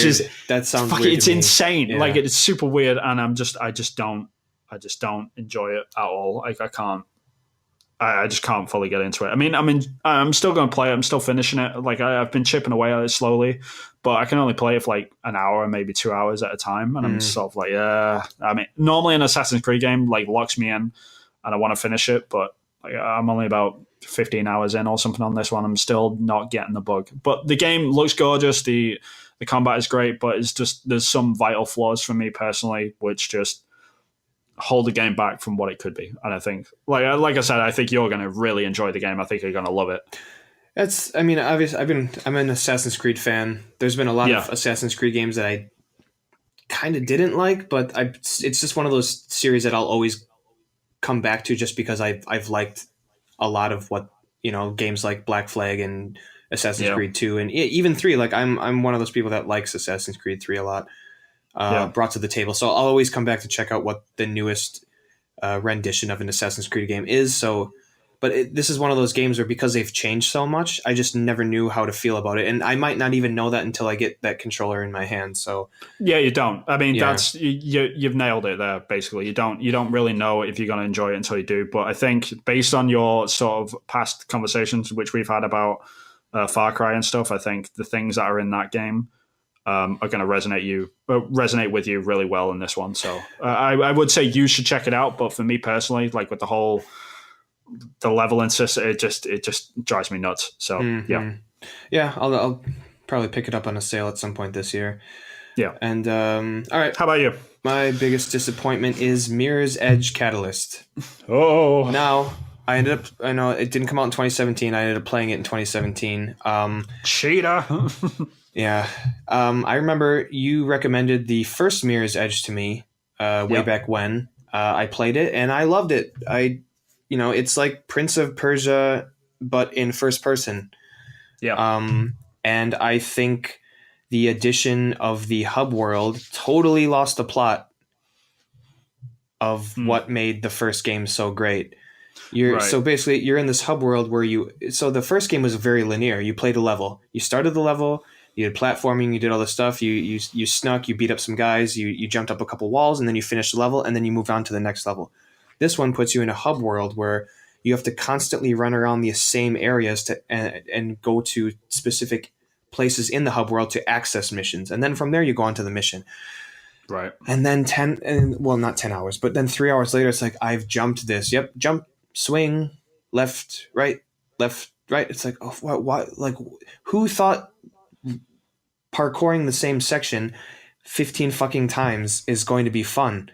I don't understand why they included that hub world. I just got sick of it. I like the linearity of the first game. And another thing, I was wondering, like, well, what else made this game disappointing for me? And it's the lack of the Prince of Persia Prince of Persia-esque puzzle platforming sections, to where, like the PS2 games where you go into a room and the camera would kind of swirl around the room all the way up to the top to kind of show you like interesting points. It's like, okay, I know I have to get to the top of this building. How do I get there? Right. Yeah, I see what you mean. And the first game had tons of those sections where you're at the bottom of a building and you have to use what your mastery of the parkouring controls, which get more and more complex as you learn, new moves and stuff throughout the game. And you kind of slowly kind of look around and say, oh, okay, I can climb this. And then, you just master the controls and figure out this puzzle and to how to get up to the top of this building. And they didn't really have that in this game.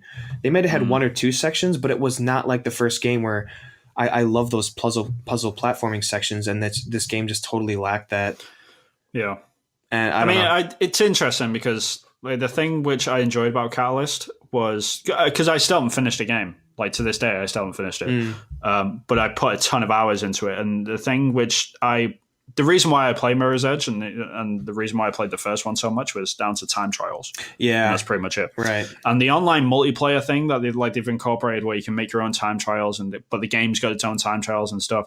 I mean, and that's pretty much all I did. Like I didn't play much of the story. Like I played the story to unlock new sections so I could get to new time trials. Like I'm super sad, but like that's pretty much all I played the game for. And I got out of that game what I wanted to get out of it. Like I wasn't into like this whole super in depth like story or anything like that. I didn't really care about any of that. I just wanted to do time trials and sort of challenge myself. And it sort of did that for me, but I totally understand where you're coming from. And like, I totally get the whole hub world thing. Like I found that frustrating at times as well, but I think it's because I repeat so many sections. Yeah, I'm not interested. I don't like racing games because I don't like timed anything. I don't like. I get anxiety when I have to like finish something quickly. I hate a fucking timer on anything. So you're like my weird friend who I recently realized. I bought a Super Famicom Mini, and we were playing Mario Kart, and my friend had never touched anything in that game but the time trials. Right. All he would do is sit on a track and try to beat his best time. I'm like, you're fucking weird. Right. But he loved it. He loved it a lot. But he's a big F1 fan, so that kind of makes sense. But yeah, I mean, I don't normally do like time trial stuff. Like if a time trial section comes up in a game, normally I'm like, oh, for fuck's sake. Like I don't really want to do it. Like I hate it. But I don't know, for Mirror's Edge, the first Mirror's Edge, I just got totally hooked into, getting them. I think it was like 3 stars or whatever, like on each of the levels. I guess I did a couple of them. But I totally got hooked into that, and I was like, oh man, this is it. This is me for the next 3 months. And it was like every single day I was playing Mirror's Edge and just trying to get them 3 stars in all the levels until I got, I think it was like all of the stars throughout all of the time trials. And it took a long time, but God, man, I had so much fun with that game. And I sort of got that out with Catalyst as well. I didn't get as much into it as the first one, but like I totally see like the content pros of that game, I guess. Yeah, I didn't like. I just thought they missed the point. I liked it as a linear game, but I mean, if you like time trials, that game had tons of time trials, so I understand that. All right, so moving on to our biggest surprise of 2017. This could be anything. This could be a game industry thing, a video game thing, whatever. Yeah. So, Vin, what is your biggest surprise of 2017?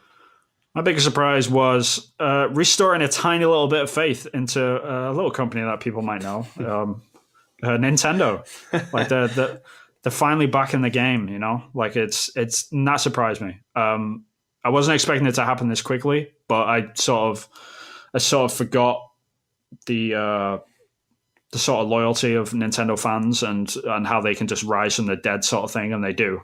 You always forget about that, like the 10 million user base, which are just that don't normally play games and they only ever buy Nintendo systems or whatever, and they've been sort of missing from the Wii U era, and now they sort of started waking up and like, oh, what's this thing? And they're sort of re-energized Nintendo a little bit, but that comes with a caveat. Like they did very well in 2017 with Breath of the Wild, and they got a good hit with Mario Odyssey. And they've got other things in the pipe, but it's if they can deliver them in a consistent rate so they don't fall into the same problems which they had with the Wii U. And I really hope that they can sort of keep that up. But that really surprised me, not just because of the games, like not because of Zelda or whatever, but just how they've been pushing like marketing wise, and how they had a decent presence all year round, and just how they've operated as a company. Like it's been a long time since we've seen Nintendo do this. Like they've operated like any other publisher, like any other AAA. Like it's been years since we've seen this. So for them to finally like come out of their little hut and say, oh, okay, we're joining in, it's like good. Like finally, yeah. Thanks. Just stay out the door, please. Just keep coming. Like if they don't follow this up throughout 2018, they're in serious risk of just dropping this great ball they've got. Even though like I'm not a fan of the Switch, like I don't like I've played it, like I've picked it up a few times like at GameStop and stuff, and I've had friends that've got it. While like I get the appeal of the whole handheld thing, I would play it predominantly in docked mode, and just the games don't look that great to me like on the big screen, and I don't really see the appeal of the system itself. But I'm glad that fans are getting stuff out of it. Like I'm glad that Nintendo are sort of getting back into that. So fingers crossed they keep it coming, and they don't just keep continuously putting ports out of games that came out 5 years ago or last generation or whatever. I hope that they keep up this momentum and really carry on. But that really surprised me. Like I wasn't expecting like this much of a push from them. Because they were silent. Yeah. They were silent last year. I mean, I don't think either of us were expecting that. Like, remember when we did the episode with the initial Switch reveal, and then the the January Direct, like we were insanely skeptical about all everything, and I did not see. I think we had good reason to. Like, I can admit I was wrong as well about the Switch. Like when it first got announced and all that sort of stuff. When I first saw it, I was like, I just don't get it. It's another fucking gimmick. Like they're doing the same problem all over again. But I think with Breath of the Wild doing so well, like as well as it did, that sort of gave them that nudge. Like if they didn't, if Breath of the Wild was another another Skyward Sword, like the Switch would not be doing well right now. Put it that way. Right. Like it would be in the dumps just like the Wii U was. Mm-hmm. But because they've had that little boost, I think they've started throwing money into marketing and they've really started pushing it. And I'm not going to say they got lucky, but like they did very well to release Mario when they did, because just as momentum was falling for the Switch, it boosted back up and people started talking about the Switch again. And that was another 10 out of 10 game. So, well played to them. Like they did well this year. I really hope they can carry it on, because the reason why I'm so shocked about it was purely because the year before in 2016, there was nothing from Nintendo.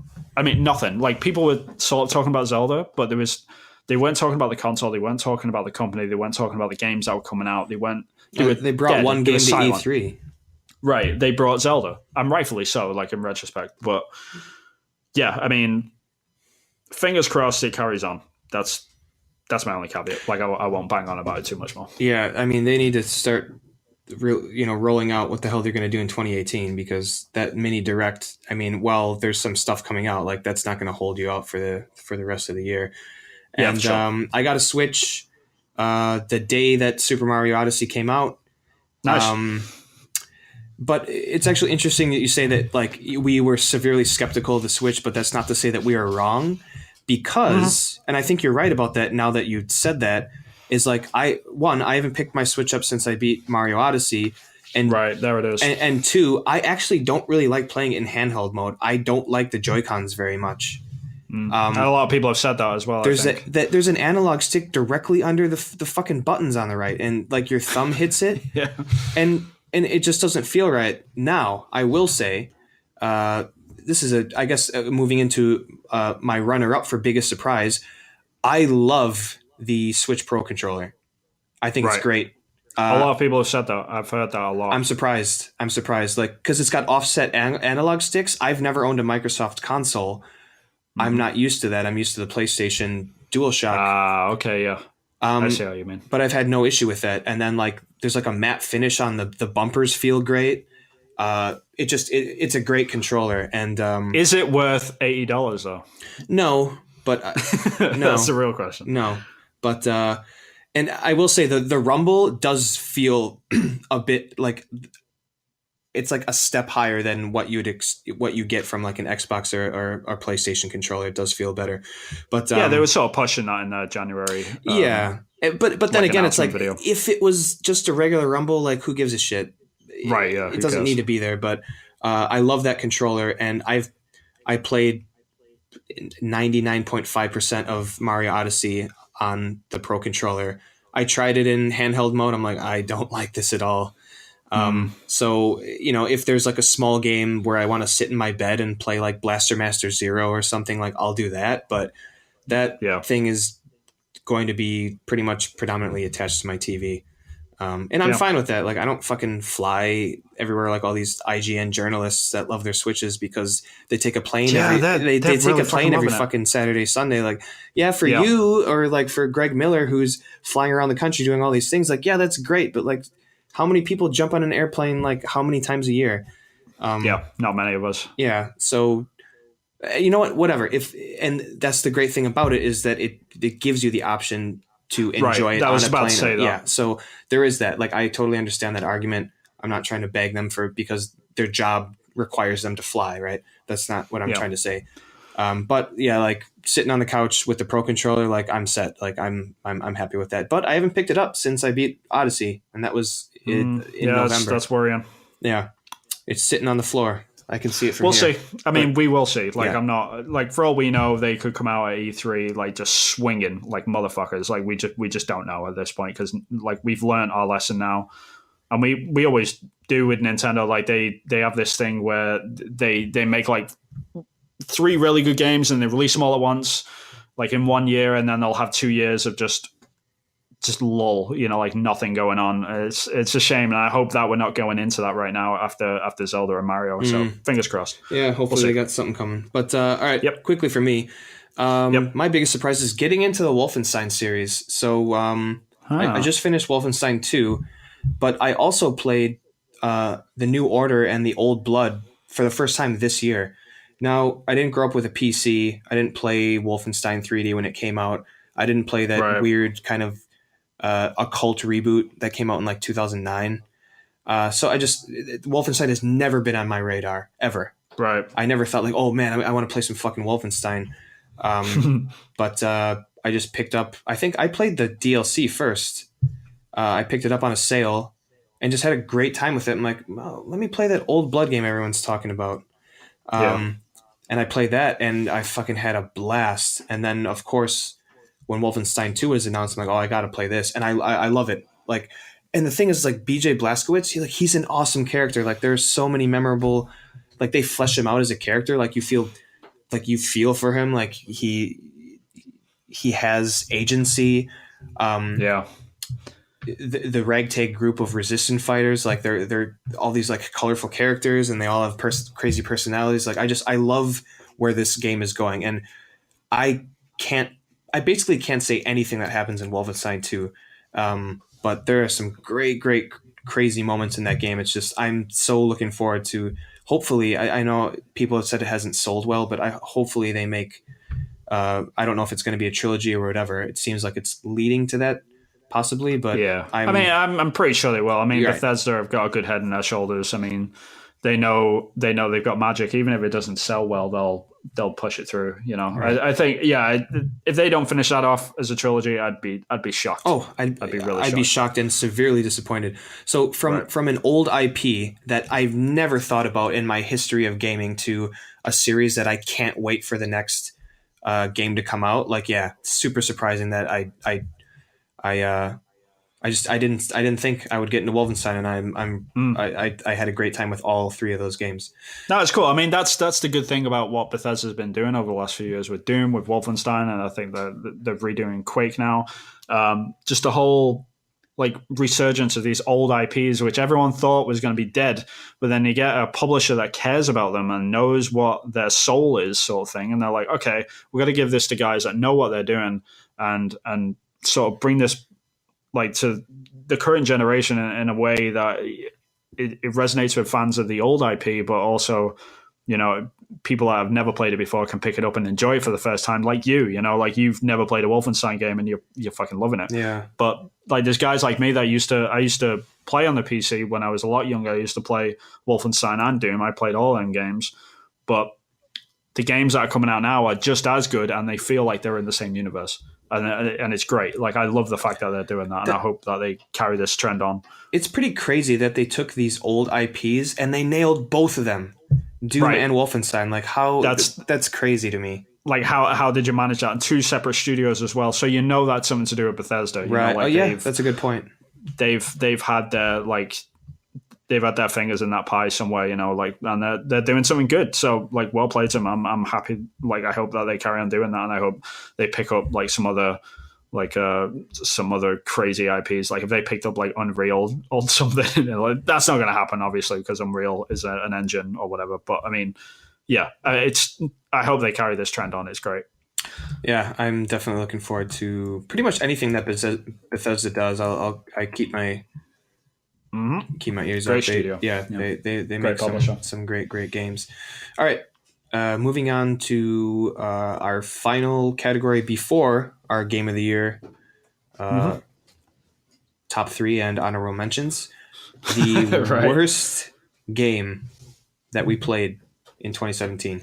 So it doesn't necessarily have to have been released in 2017. Just the flat out worst game that we played this year or last year, I suppose. So, Vin, what is the worst game you played in 2017?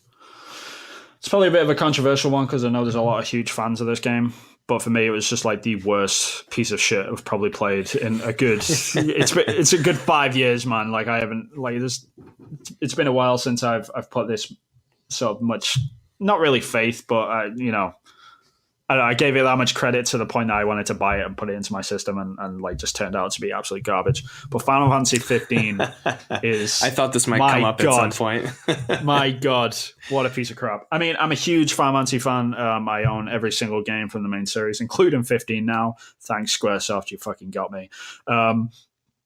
But I can only talk people down from the fence at this point. I mean, if you're a fan of Final Fantasy 7, 8, and 9, and you don't really like Kingdom Hearts that much, stay the hell away from this thing. It is the most, like, story-wise, it's the most tropey, atrocious thing. The world is devoid of anything to do. You're running around and there's just countryside going by and there's nothing happening. You have to physically sit in a car to travel anywhere.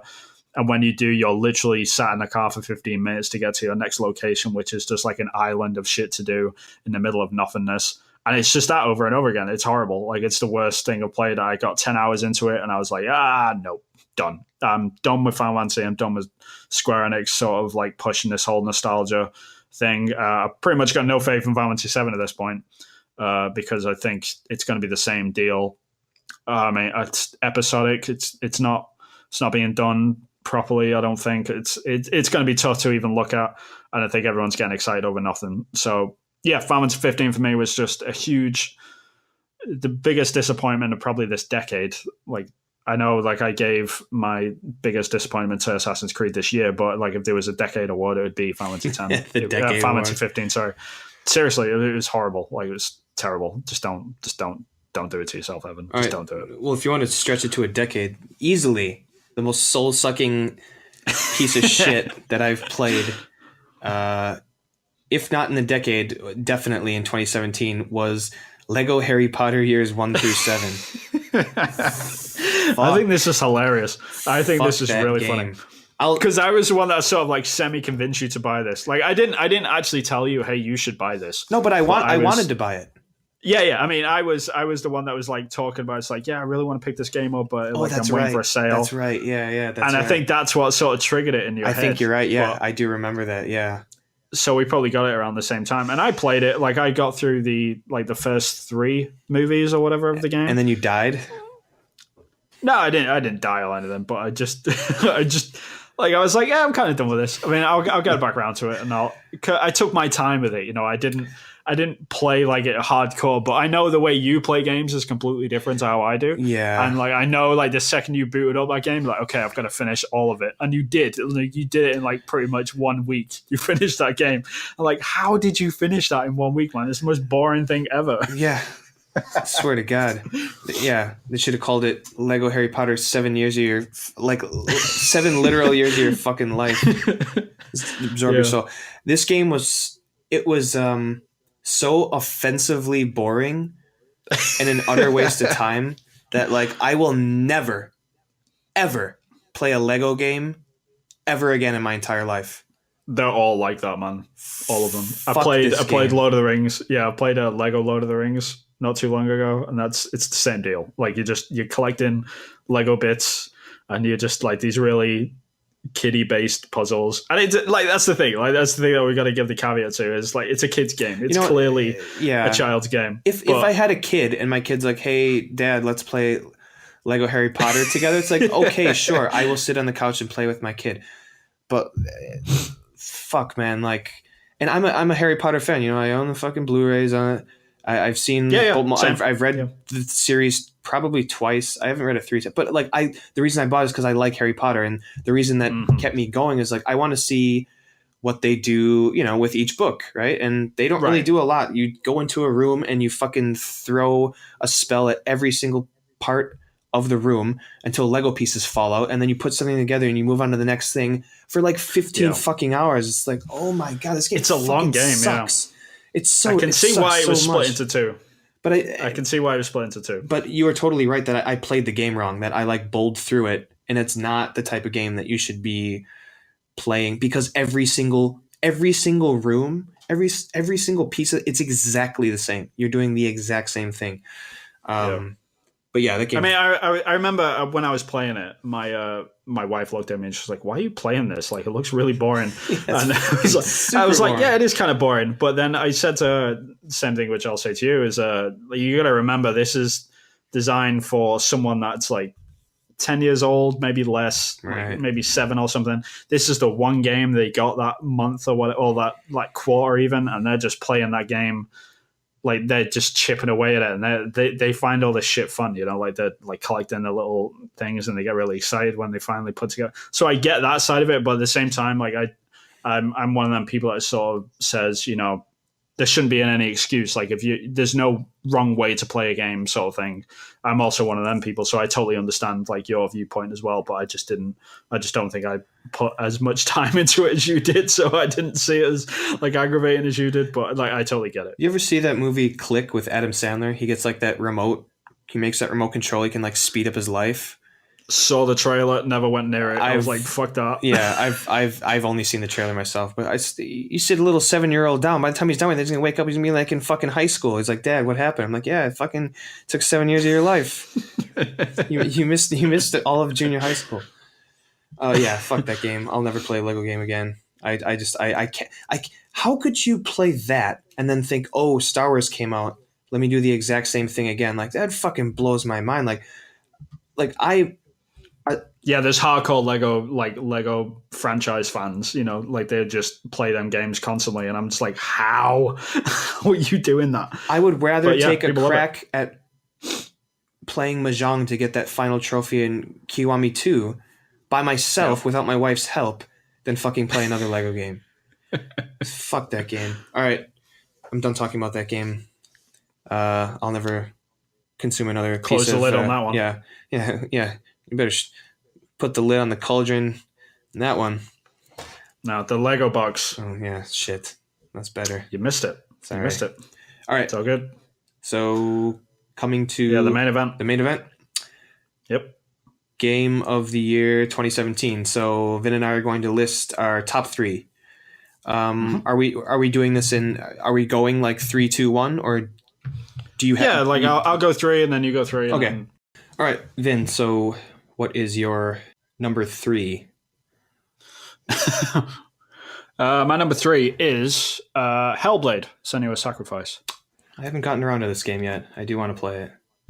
Yeah, I mean, I was really cautious about it because we've seen a lot of.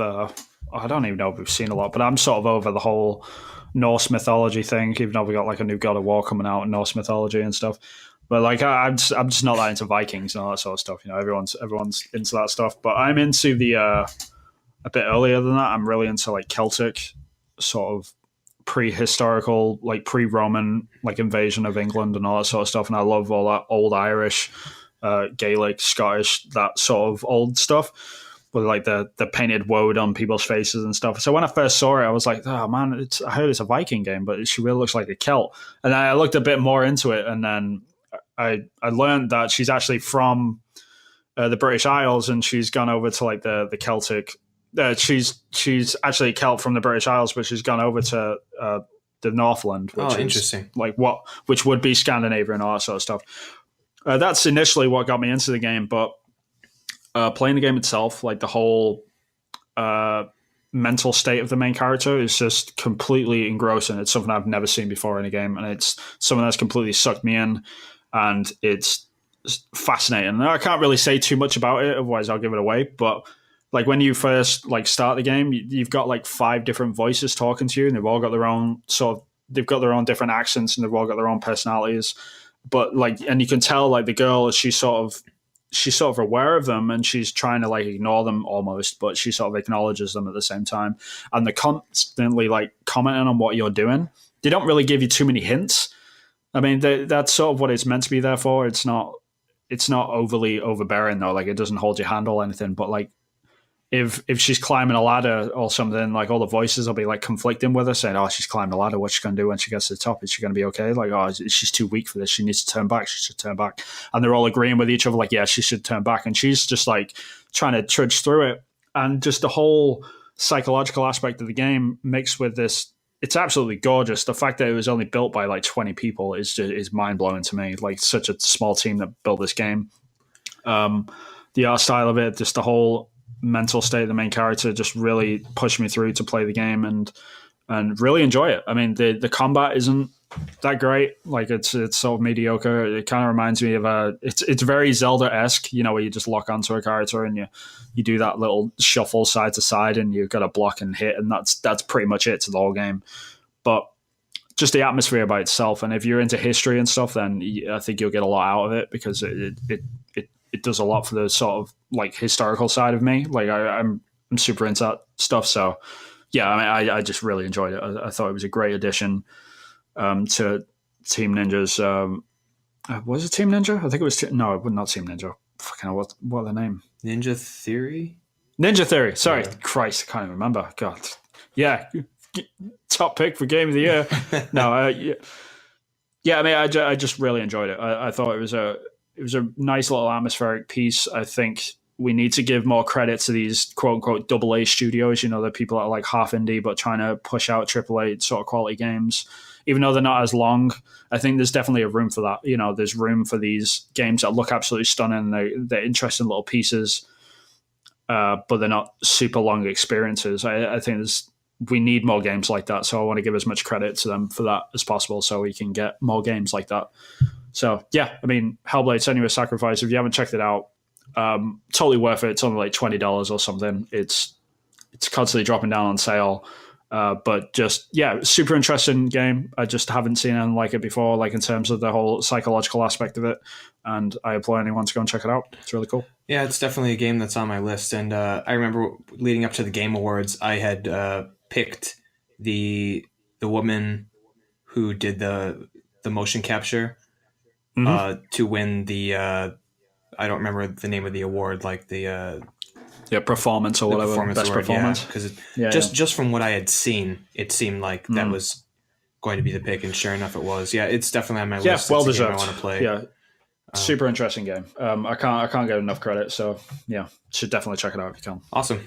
All right, and how about you, man? What's your number 3? Number 3 is Super Mario Odyssey. Whee!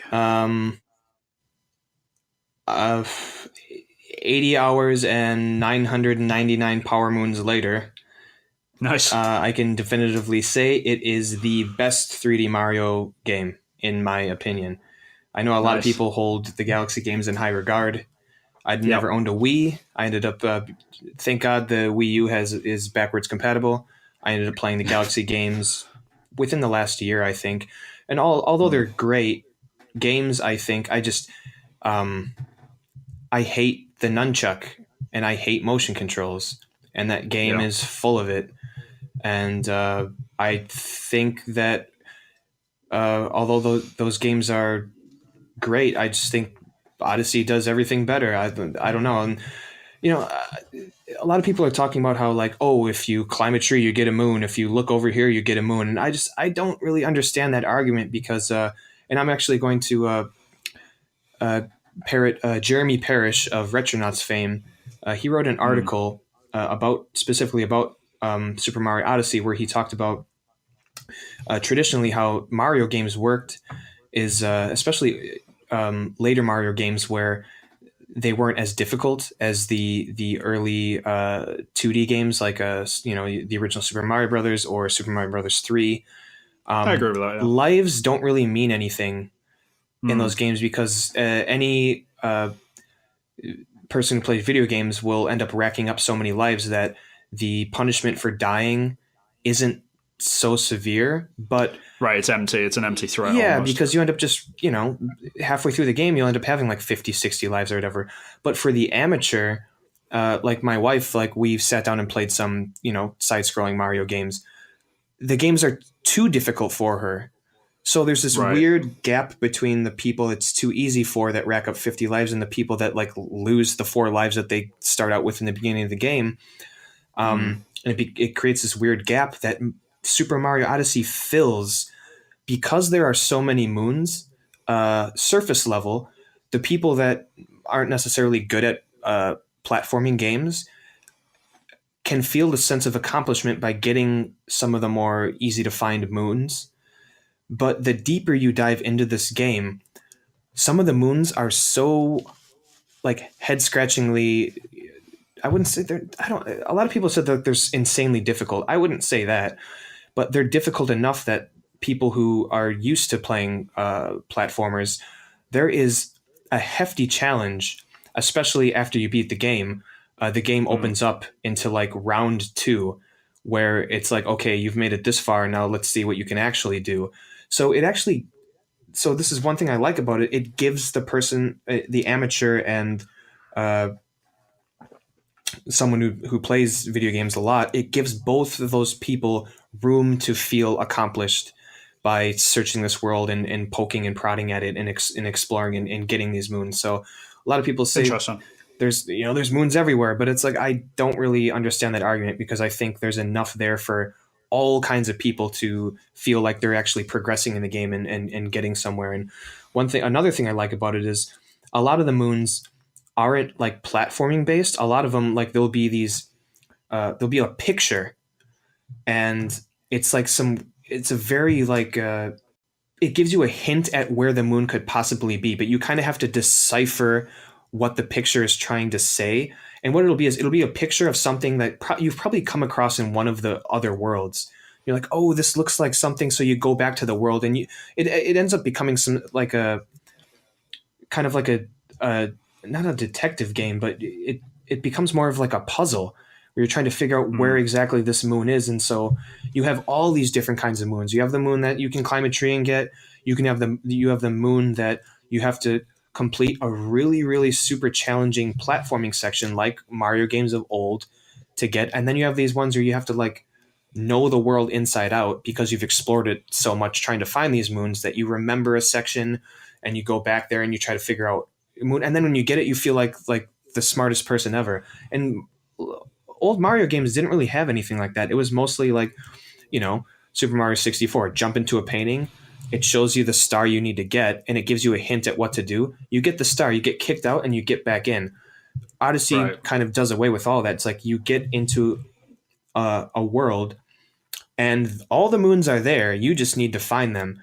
And the more moons you find, the more difficult it gets to find more moons, because the less there are, the harder it is to find. So I think it's amazing. Like the platforming, the controls are perfect. It's classic, 3D Mario platforming where if you make a mistake, it's your fault. And there's like move sets, and you can kind of chain moves by like throwing your hat and jumping off your hat and stuff that you figure out later in the game that allows you to get other moons. And there's just so many cool moments where it goes back to kind of a nod to the history of Mario with some of those pixel sections. And Yeah. and the last section of that game, after you acquire a certain amount of moons, is one of the most challenging platforming parts of any platforming game I've ever played. I must have died at least 50 times before I finished it. It's no joke. But then once I finished it, I went back and I only died like 3 times to get to the end. So it rewards you for being a good platformer, and it teaches you how to do that. And you just have to kind of go through it. Like, I'm surprised. I thought I was going to like it. I didn't know I was going to like it this much. I think it's an amazing game. And I never would have thought in a million years I would play a single Mario game for 80 hours. Yeah. No, I've heard great things about it. Like I've heard multiple podcasts, like people that said I haven't enjoyed a Mario game like this since Mario 64, and it's like, yeah, that's a tall order, man. Yeah, but like the more I've heard it, the more I believe it, And if I ever do pick up a Switch, then that'll be definitely on my list to pick up, like probably day one, because so many people have given it good, screaming reviews. So yeah, well played to them. I'm glad that Mario is back with sort of like meaning for once, and not just cashing. Because like, even though people have enjoyed like Super Mario 3D World and all that sort of stuff, I think since Galaxy, I don't think there's been like a meaningful Mario game, and I choose that word very carefully. Like, I'm not like the difference between a meaningful Mario game and like a good one is two different things. Like Super Mario 3D World was a good game, but it didn't do anything different. Whereas it sounds like Odyssey is sort of changing it up a little bit, which is great. Yeah, I absolutely love it. And it's just, I just remember playing it, and it was just like, I was just having fun the entire time. Yeah, it was just one of those old school, like, sitting on the floor in front of the TV, just having the best time of your life. And it just, it brought all those memories back to playing Awesome. of That's great. 64. So yeah, it's a great game. It's a great game. All right, moving on. Vin, what is your number 2 pick? My number 2 is, to some people's surprise, is actually Zelda Breath of the Wild. Oh wow, shocking, right? Yeah, I got hold of it. Way.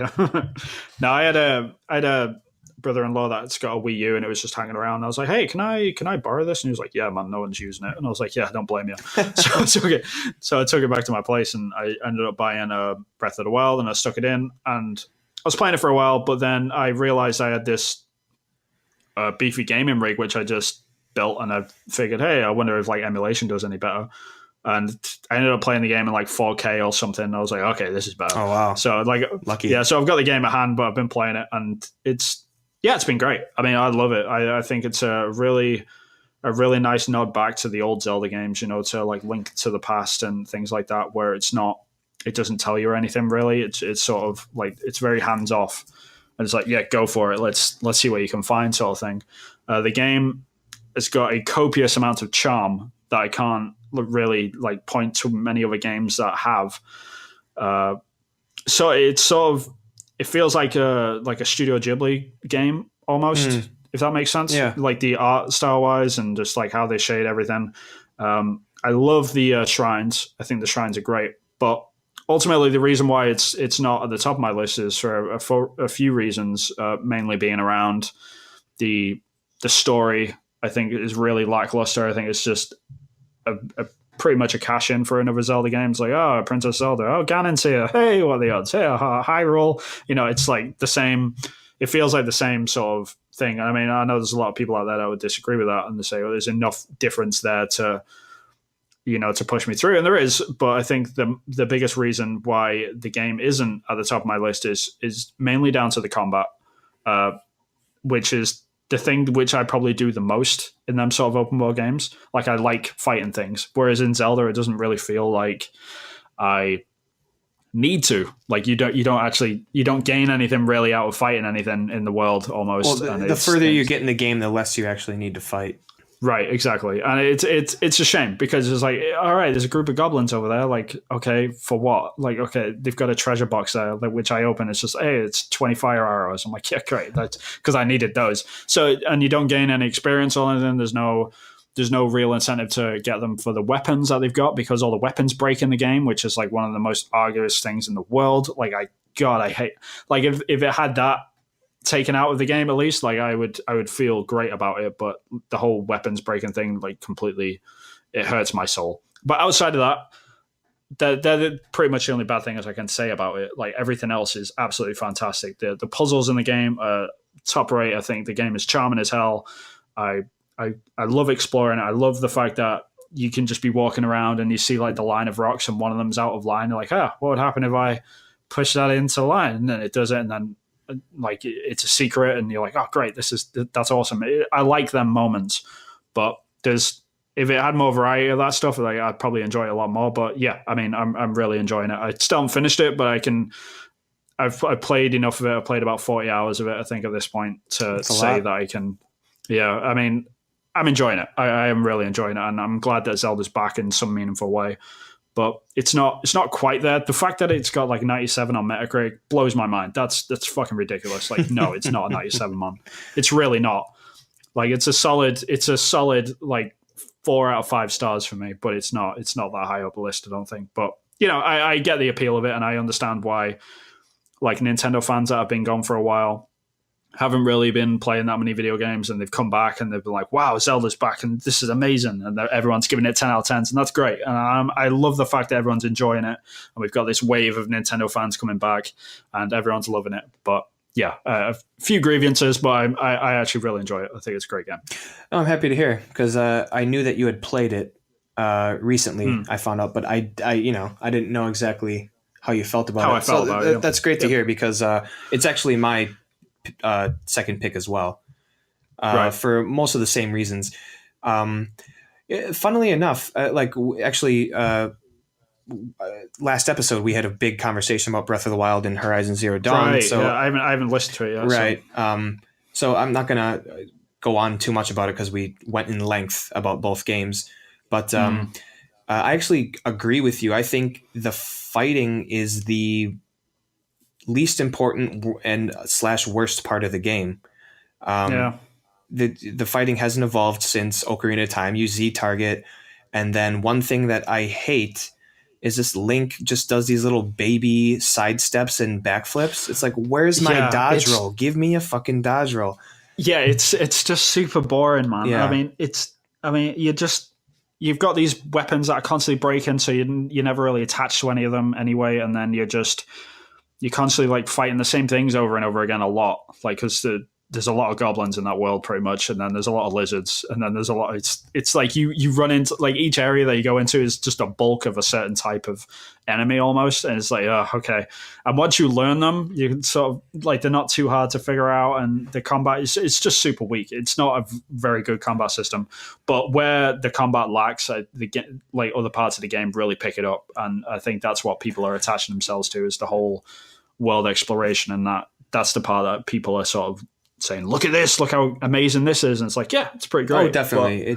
Those sections elevate it above the kind of so-so combat. The combat really lets the game down for me, because that's the loop, like that's the gameplay loop which I'm in most of the time outside of the shrines. And outside of the shrines could be a mobile game. If I just had all the shrines lined up in a row and I was playing that, I'd probably enjoy the game just as much, But the combat I don't know, it just really let it down for me. But yeah, still number 2 on my game of the year, so it's not a bad game inherently. It's an amazing game, but yeah. Oh, I mean, I spent countless hours just, like, when you get really far in the game, you just have, like, all the best equipment and stuff. It's like you don't really need to bother with combat very much. It's just super fun to and your stamina meter is maxed out. It's just super fun to explore that world, and that's one thing that I liked to do. And I almost forgot about the combat, just trying to poke and prod the world and see all these interesting things I could find. And that's why it makes my my number 2 as well. It's definitely worth that. All right, so here it is, our games of the year. Number 1. So Vin, what is your game of the year? I think it's no surprise, but my game of the year is Horizon Zero Dawn by far. Like, I know there's a lot of arguments between the whole Horizon versus Zelda thing, but I truly believe that most people that are arguing for Zelda haven't played Horizon, or people that are fighting for Horizon haven't played Zelda. I think there's this two people from two different thoughts, like, shouting over each other. It's like, have you boys, like, actually, like, how many of you have actually played both of these games?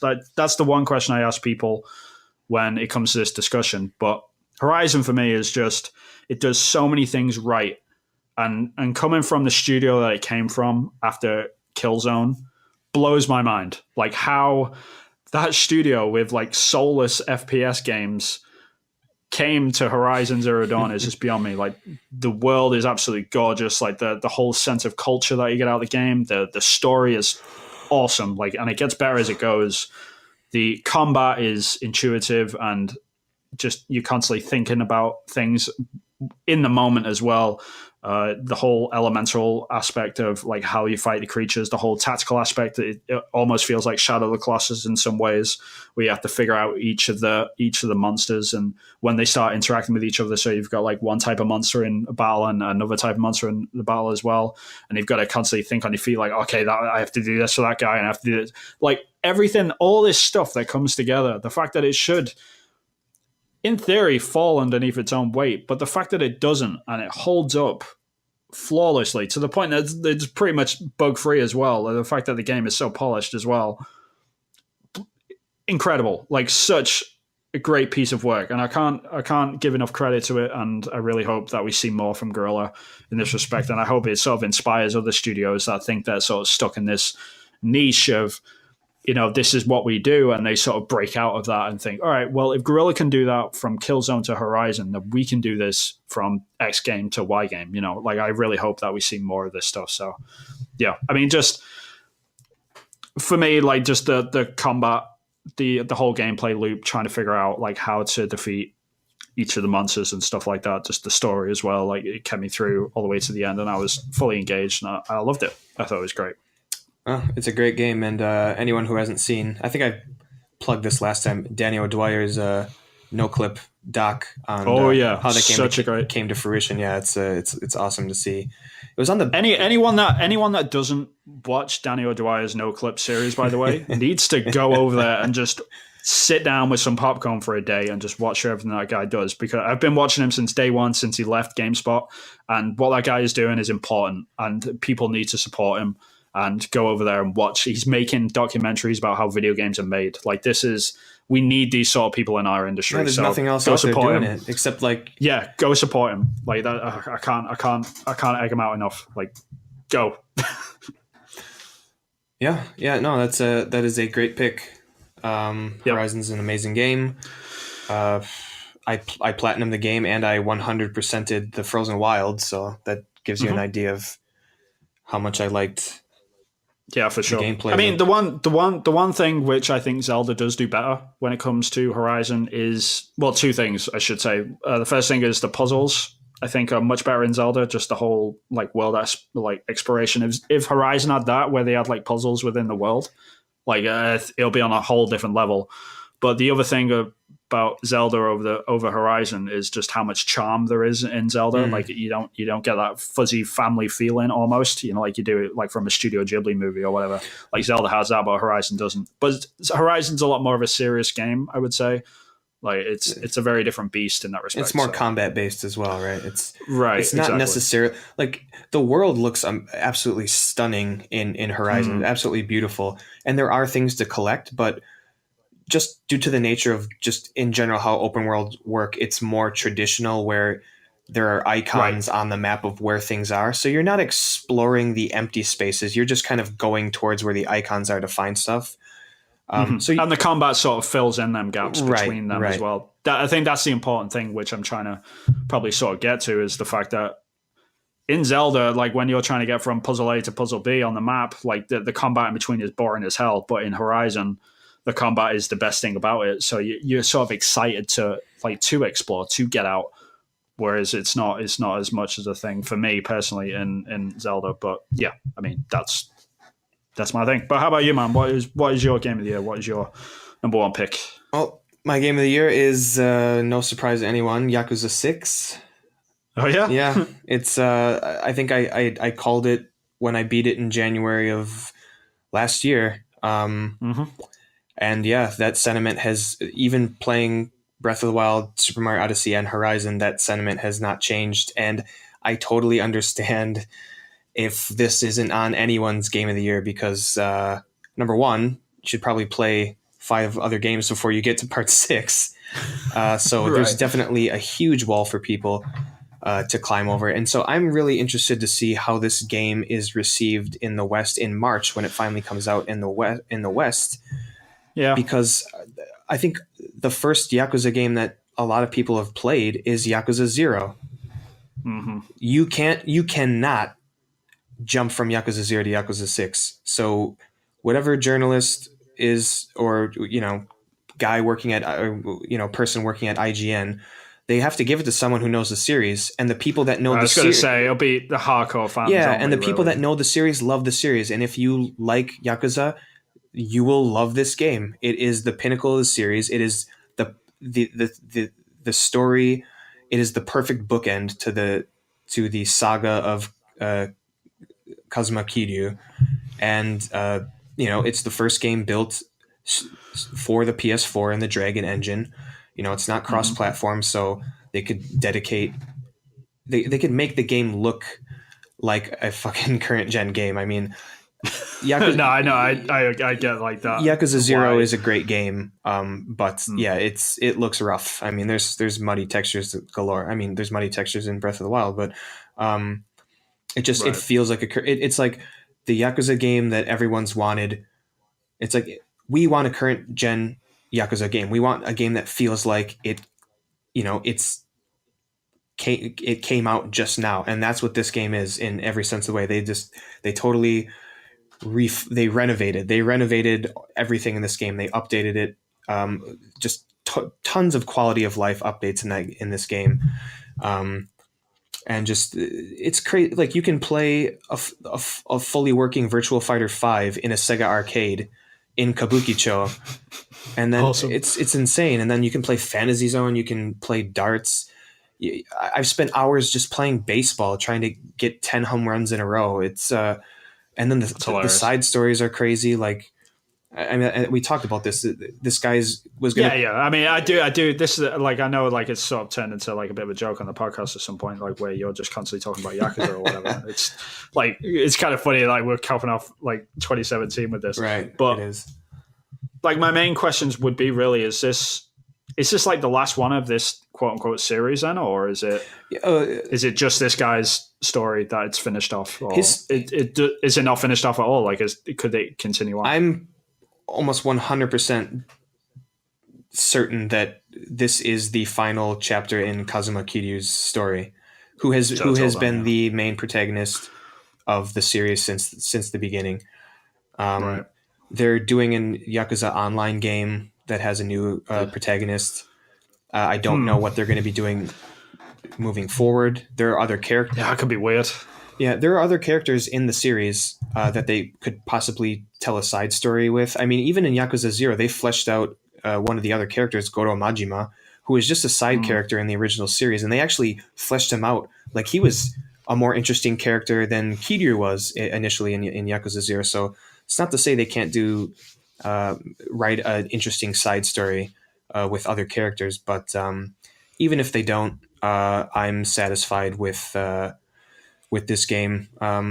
I've talked about it many times on this podcast. Yeah, for sure. I mean, you've have you played all 6 of them then, or all 7 of them, or whatever? Almost. How many are there? Almost now, because I started with 4, 5, then 6, then I played 0, then Kiwami 1, and I just platinumed.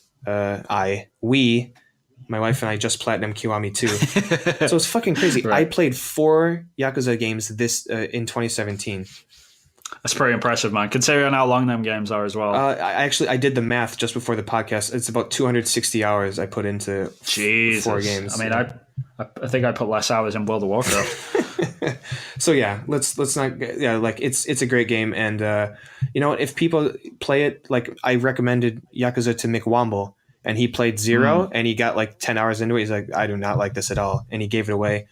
And I told him he's fucking crazy. But also, the series is not for everyone, so I get that. But you know, grain of salt thing. It's got a cult following for a reason. And just moving forward, I'm super interested in seeing what the conversation is around Yakuza 6 when it comes out in March. I'm curious to see what everyone says about it. But yeah, it'll be interesting. I mean, I do, like, every time I see a Yakuza like show up on the sales list or whatever, I'm like, I probably should, because, like, just to give Evan a bit of credit or whatever. But I would say zero is a good place to start. I think that was the main one which I was waiting for. But like, I just, like, this year has been pretty crazy. I think, like, the next sale which I see it on, I might.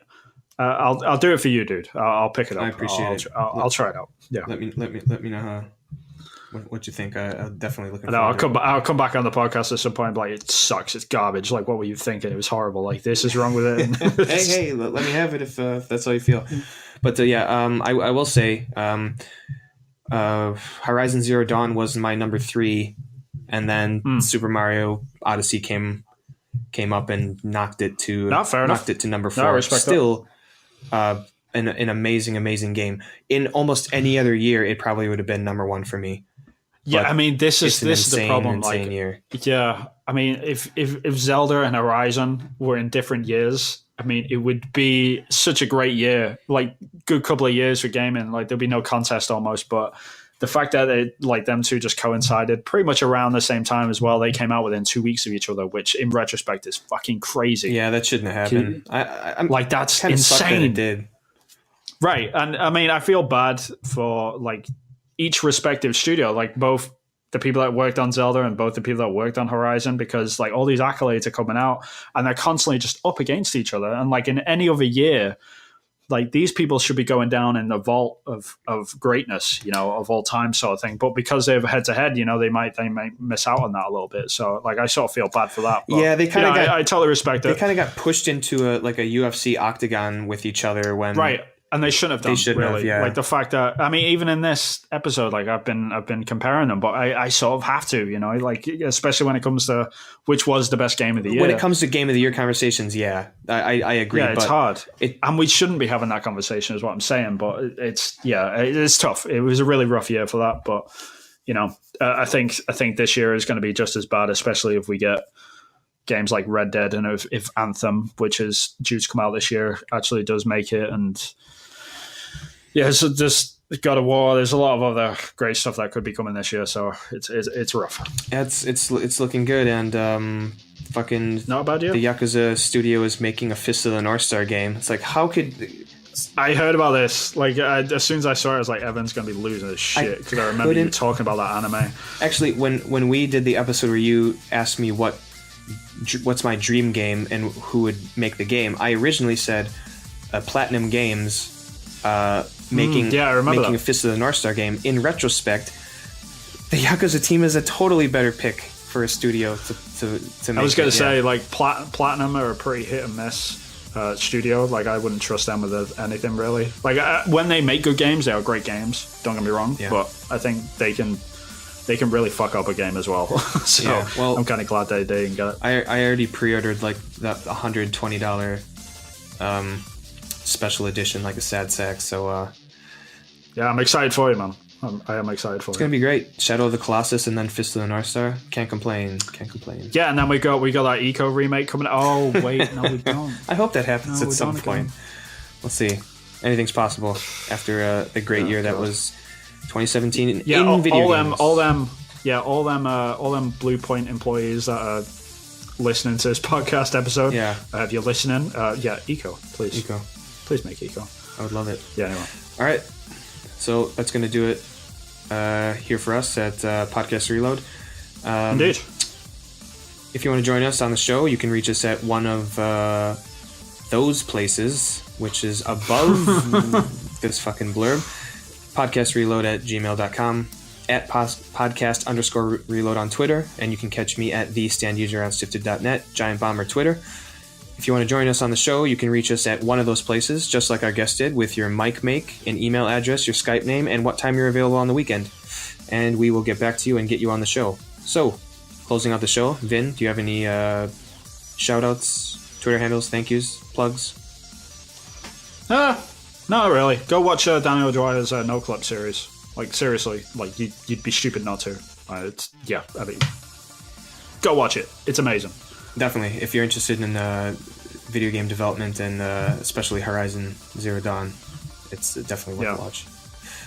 All right. That's going to do us here at Podcast Reload. Thanks for joining us. And Vin, thanks for coming back on. Appreciate it. It's good to talk with you. No, man. It's been cool. Yeah, it's been a while. I mean, it's nice to get back in the gaming fold a little bit. I've been sort of out of the loop a little bit, but it's been good. Thanks for having me. Yeah, it's always a good time to talk about video games. Even if it's 2:00 in the morning, you got to go to work in 4 hours. Indeed. Sorry. No, it's not your fault. I was totally prepared. It's a special occasion, so no worries. All right, everyone, thanks for listening, and we will catch you next time. Ta-ta. See ya.